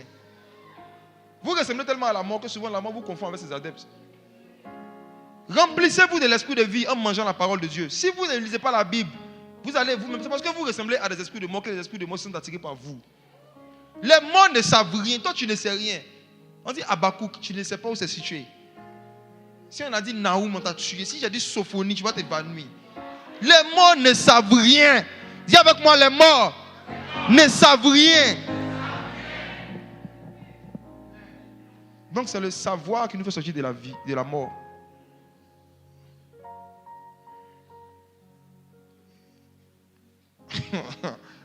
Deuxième raison. Ecclésiaste chapitre 9, verset 10. J'aime l'Ecclésiaste. Ecclésiaste chapitre 9, le verset 10. Tout ce que ta main trouve à faire avec ta force, fais-le. Ça, c'est le verset de ceux qui disent qu'ils ont fait un seul diplôme, un seul métier, et qu'à part ça, ils ne peuvent rien faire d'autre. On dit tout ce que ta main trouve à faire. Fais-le. Allons-y. Car il n'y a ni œuvre, Ni œuvre, ni pensée, ni pensée, ni science, ni science, ni sagesse, ni sagesse dans le séjour des morts où tu vas. Pardon, cite-moi les 4 choses qu'il n'y a pas dans le séjour des morts. On va vérifier quelque chose. Ni œuvre, Ni œuvre. Demande à ton voisin, tu fais quelle œuvre? Ensuite, ni pensée, ni pensée, ni science, ni science. ni sagesse Où ça? dans le séjour des morts. Et. La présence de l'ignorance crée la même atmosphère que le séjour des morts. Quand tu ne médites pas, quand tu ne connais pas la parole, dans le monde spirituel, ton parfum, tu sens l'odeur du séjour des morts. Parce que quand tu ne connais pas la parole, tu ne pourras faire ni œuvre. Tu ne pourras pas donner des pensées ou encore des révélations. Tu ne vas pas aimer la science. Les gens qui ne lisent pas la Bible en général, ils ne s'intéressent pas beaucoup à la science, à la culture générale. Oui. Et puis quatrièmement, ni sagesse. C'est ça qu'on appelle le séjour des morts. C'est tout. Hein. C'est le séjour des morts qui est là. La vérité, est-ce que ça ne ressemble pas à la vie des certains chrétiens? Ni œuvre. Tu leur demandes, ils font quoi dans l'œuvre de Dieu? Et puis quand ils font rien, c'est eux qui critiquent beaucoup les pasteurs. C'est eux qui voient les défauts de tous les ministères, de tous les hommes de Dieu, parce qu'ils ne font ni œuvre. Quand tu n'es pas en train de faire l'œuvre, c'est là que tu as le temps. En fait, c'est quand tu n'es pas en train de courir que tu vois la nuque de ceux qui sont devant toi. C'est celui qui ne court pas qui voit le dos de tout le monde. Quand tu cours là, tu es en train de regarder toi-même ton chemin, tu n'as pas le temps de regarder les dos du voisin. Il n'y a ni œuvre, ni pensée, ni science, ni sagesse dans le séjour des morts. Hey. Pardon. Il faut méditer, pardon. C'est ce que vous voulez dire. C'est ce que je t'ai dit là. Je vous demande pardon. La présence de la parole crée l'atmosphère du ciel. La présence de l'ignorance crée l'atmosphère du séjour des morts. Moins vous allez méditer la Bible et la lire, plus vous allez attirer le séjour des morts à vous. Et il y a des œuvres que vous ne serez pas capable de faire. Il y a des pensées que vous n'êtes pas capable de comprendre. Il y a une science que vous n'allez pas manifester. Il y a une sagesse que vous n'aurez jamais. Il n'y a pas de secret. Il faut méditer. Quelqu'un maintenant pourrait se demander comment méditer seul ma Bible sans attendre un pasteur. N'est-ce pas? La réponse jeudi prochain. Jeudi prochain. Après tout ce que tu as entendu, non? Le peu que tu as entendu, tu peux déjà commencer à méditer un peu. Cherche les principes que tu vas pratiquer. Cherche à connaître les promesses qui sont rattachées à ces principes. Va comme ça d'abord. Jeudi prochain, je vais expliquer de façon pratique. Quand tu prends ta Bible et que tu es seul, que tu veux commencer à méditer, tu commences où tu finis, ou comment structurer un message. On ne médite pas parce qu'on est prédicateur, on médite parce qu'on est amoureux de Dieu. Et Dieu est la parole, c'est tout. On médite parce qu'on veut connaître Dieu, pas parce qu'on veut prêcher. Et je vous assure, les prédicateurs les plus fructifieux, c'est ceux qui méditent pour connaître Jésus. Et c'est ce qu'ils ont découvert là qu'ils prêchent. Donc en général, quand ils prêchent, ils sont naturels. Leur façon de parler, c'est comme ça qu'ils prêchent aussi, parce qu'ils ne sont pas en train de jouer un rôle. Ce n'est pas un sketch. Arrêtez avec votre voix d'homme de Dieu. Les hommes de Dieu. Arrêtez avec vos voix pastorales. Plus tu es naturel, plus Dieu est surnaturel. Et vous allez voir que dans ce réveil dans lequel nous sommes dans les pays du monde, ceux qui seront au devant des plus grands réveils, c'est ceux qui auront la plus grande nature, la plus grande simplicité. C'est ce que je vis avec Jésus, que je dois juste partager avec le peuple de Dieu. Je ne dois pas préparer des exposés, comme j'ai dit au début, juste pour la circonstance. Ce n'est pas la vie. La Bible dit au commencement était la parole était avec Dieu, la parole était Dieu. En elle était la vie. et la vie était la lumière des hommes. Donc quand tu parles que les gens se sentent éclairés, c'est parce que tu as vécu ce que tu es en train de dire. C'est la vie qui fait que les gens sont éclairés. Si tu ne pratiques pas ce que tu dis, il y a une vie qui n'est pas dedans. Donc nous-mêmes qui sommes au devant du peuple de Dieu, on doit méditer. Parce que tel berger, telle brebis. Le type de brebis que nous on veut voir en tant que des prédicateurs, on doit devenir nous-mêmes d'abord ce type de berger-là. Et je dis les gars, soyez sérieux avec vos Bibles. Je vais arriver à un point, je serai obligé d'arriver à un point ici pour aider beaucoup de personnes où chaque fois qu'on va se voir, tu vas me faire le point de la méditation que tu as eue. Et puis je choisis le jour de la semaine. Attention. Donne-moi ta méditation du mardi. Si tu mens, le Saint-Esprit te giflera certainement. Nous, c'est comme ça qu'on nous a formés. Le pasteur César, il nous avait déjà prévenu que chaque semaine, on devait apprendre un verset par cœur. Et qu'à tout moment de la semaine, il peut t'appeler pour que tu lui donnes ton verset de la semaine. Tu ne peux pas t'amuser à réciter le même verset chaque semaine, même si tu aimes le verset. Ça nous a donné une culture de mémoriser la parole, de bosser la parole, de bosser la parole. Mais aujourd'hui, avec nos écrans là, mes frères et sœurs, est-ce qu'on peut prier? On va se tenir debout. La Bible dit dans Somme chapitre 1 que celui qui médite la parole de Dieu jour et nuit, il est comme un arbre, il est comme un arbre, il est comme un arbre, planté près d'un courant d'eau, qui porte du fruit en sa saison. Je suis convaincu que 2025, c'est une saison de moisson, une saison de fruits dans beaucoup de domaines, mais ça passe d'abord par une vie de méditation. J'aimerais que tu pries pour un sujet très simple. Tu vas dire à Dieu de recréer en toi une nouvelle passion pour la Bible. Quand tu es passionné de la Bible, même quand quelqu'un est en train de prêcher, tu ouvres ta Bible. Même quand il n'y a pas de prédication, tu as envie d'ouvrir la Bible. Quand tu as du temps libre, tu as envie d'ouvrir, de découvrir ton Dieu, de chercher Dieu. Tu vas demander au Saint-Esprit de créer ça en toi. Si tu n'as jamais vécu ça, tu vas demander à Dieu que tu veux vivre cette expérience, qu'il te donne un amour pour la parole, un amour pour les Écritures. Et que cette année, ta vie de méditation ne soit plus jamais la même. Prie le Seigneur. Prie le Seigneur.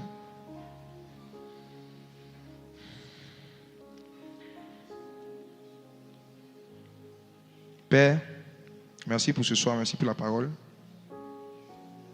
Je prie qu'à travers tout ce que nous avons entendu, que tu crées en nous une certaine soif, un certain désir de reméditer, de te rechercher par les Écritures. La parole de l'Éternel fut adressée à plusieurs hommes dans des visions. Nous voulons ce genre de vision dans lesquelles la parole nous est adressée, dans lesquelles la parole nous est révélée, dans lesquelles la parole nous est expliquée. Exalte ta parole. Les Écritures rendent témoignage de toi.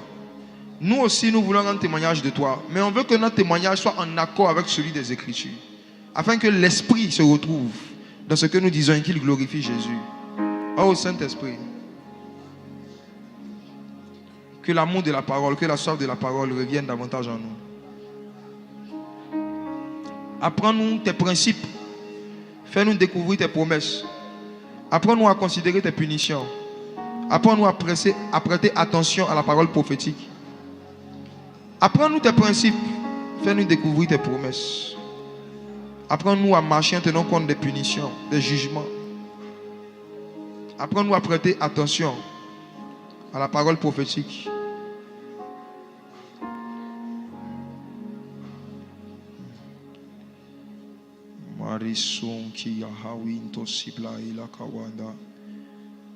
Le Seigneur Jésus prêchait un jour et dans le livre de Jean chapitre 6, verset 63, il a dit: les paroles que je vous ai dites sont esprit.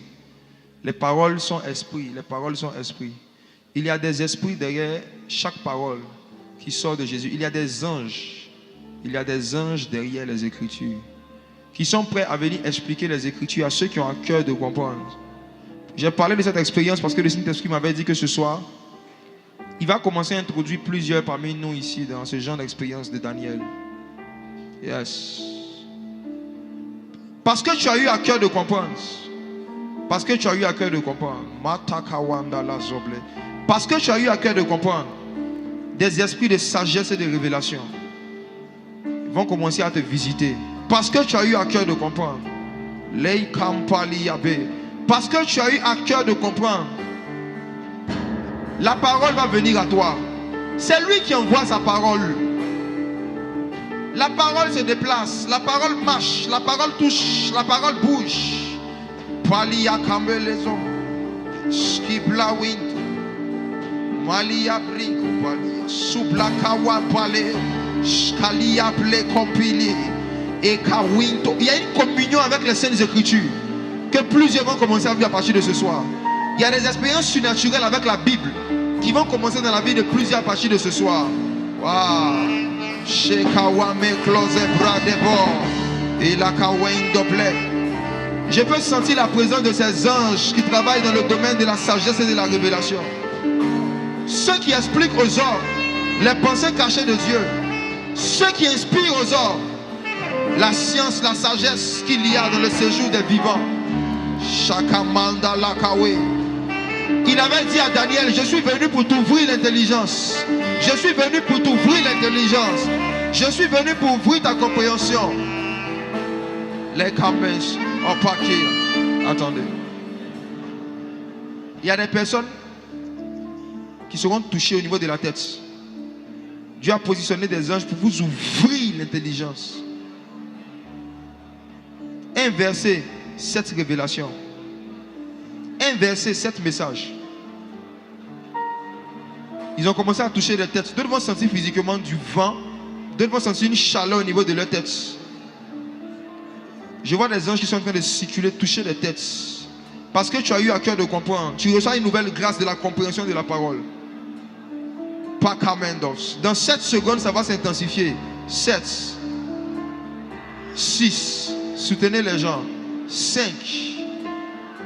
4. 3. 2. 1. Maintenant. Sakawe Apapa. Il a kamama zope. Soutenez les gens. Shketa kabele kabada kabale yamendele. Hey rapa il a kawawawawa. Shkia beiko. Leiko blendo. Esprit de sagesse et de révélation. Esprit de sagesse et de révélation. Esprit de sagesse et de révélation. J'ai ouvert l'intelligence. J'ai ouvert la compréhension. Shakila Bleiko Belly Blow. Eragon bebe bebe la bramel dans les bras d'or. Erabe Bleiko Wabe. Visitation puissante. Homme comme femme. Homme comme femme. Homme comme femme. La puissance de Dieu est en train de changer, modifier votre vision de la Bible. Votre vision des Écritures. Lisko Beko we. Shkabele brabe kawa mama sope. Leika wenda beko. Ira zuplamida. Era blaze capello. Massaclis gobey loka wendo bledos. Le ministère des anges en ce lieu. Le ministère des anges en ce lieu. Le ministère des anges en ce lieu. Le ministère des anges en ce lieu. Le ministère des anges en ce lieu. Le ministère des anges en ce lieu. Parakamam de gloss et plendos. Parelos. Il a scapé contre los sabrelon que l'io. Il cameclos de bralé souple combi. Les soubrelon qui les blancs scapalés zombies. Le ministère des anges en ce lieu. Parfois comme du feu, parfois comme de l'eau. Ils prennent la forme que leur donne Dieu. Parfois comme du feu, parfois comme de l'eau, ils prennent la forme que leur donne Dieu. Parfois comme du vent, parfois comme du feu, ils prennent la forme que leur donne Dieu. Parfois comme du vent, parfois comme du feu, ils prennent la forme que leur donne Dieu. Le ministère des anges en ce lieu. Le ministère des anges en ce lieu. Le ministère des anges en ce lieu. Le ministère des anges en ce lieu. Je vois le Saint-Esprit donner à certains comme des exercices de maison. Vous allez commencer à recevoir des chapitres, des livres que vous êtes censés aller méditer. Certains vont commencer à voir des références dans leur esprit.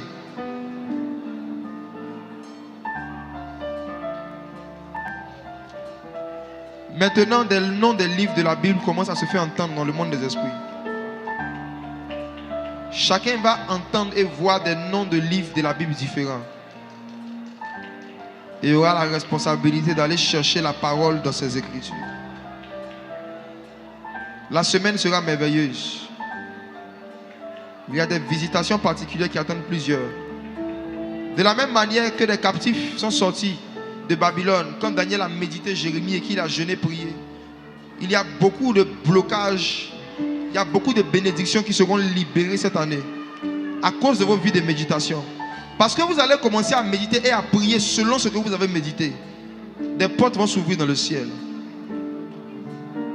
Waouh. Père, merci pour ta grâce. Merci pour cette saison de communion avec la parole que tu ouvres au milieu de nous. Que ton nom soit béni. C'est au nom de Jésus que j'ai prié. Amen, amen, amen, amen, amen, amen. Alléluia. Alléluia. Moi, je ne quitterai pas ce lieu sans t'avoir vu. Moïse t'a vu, Moïse t'a vu, Moïse t'a vu.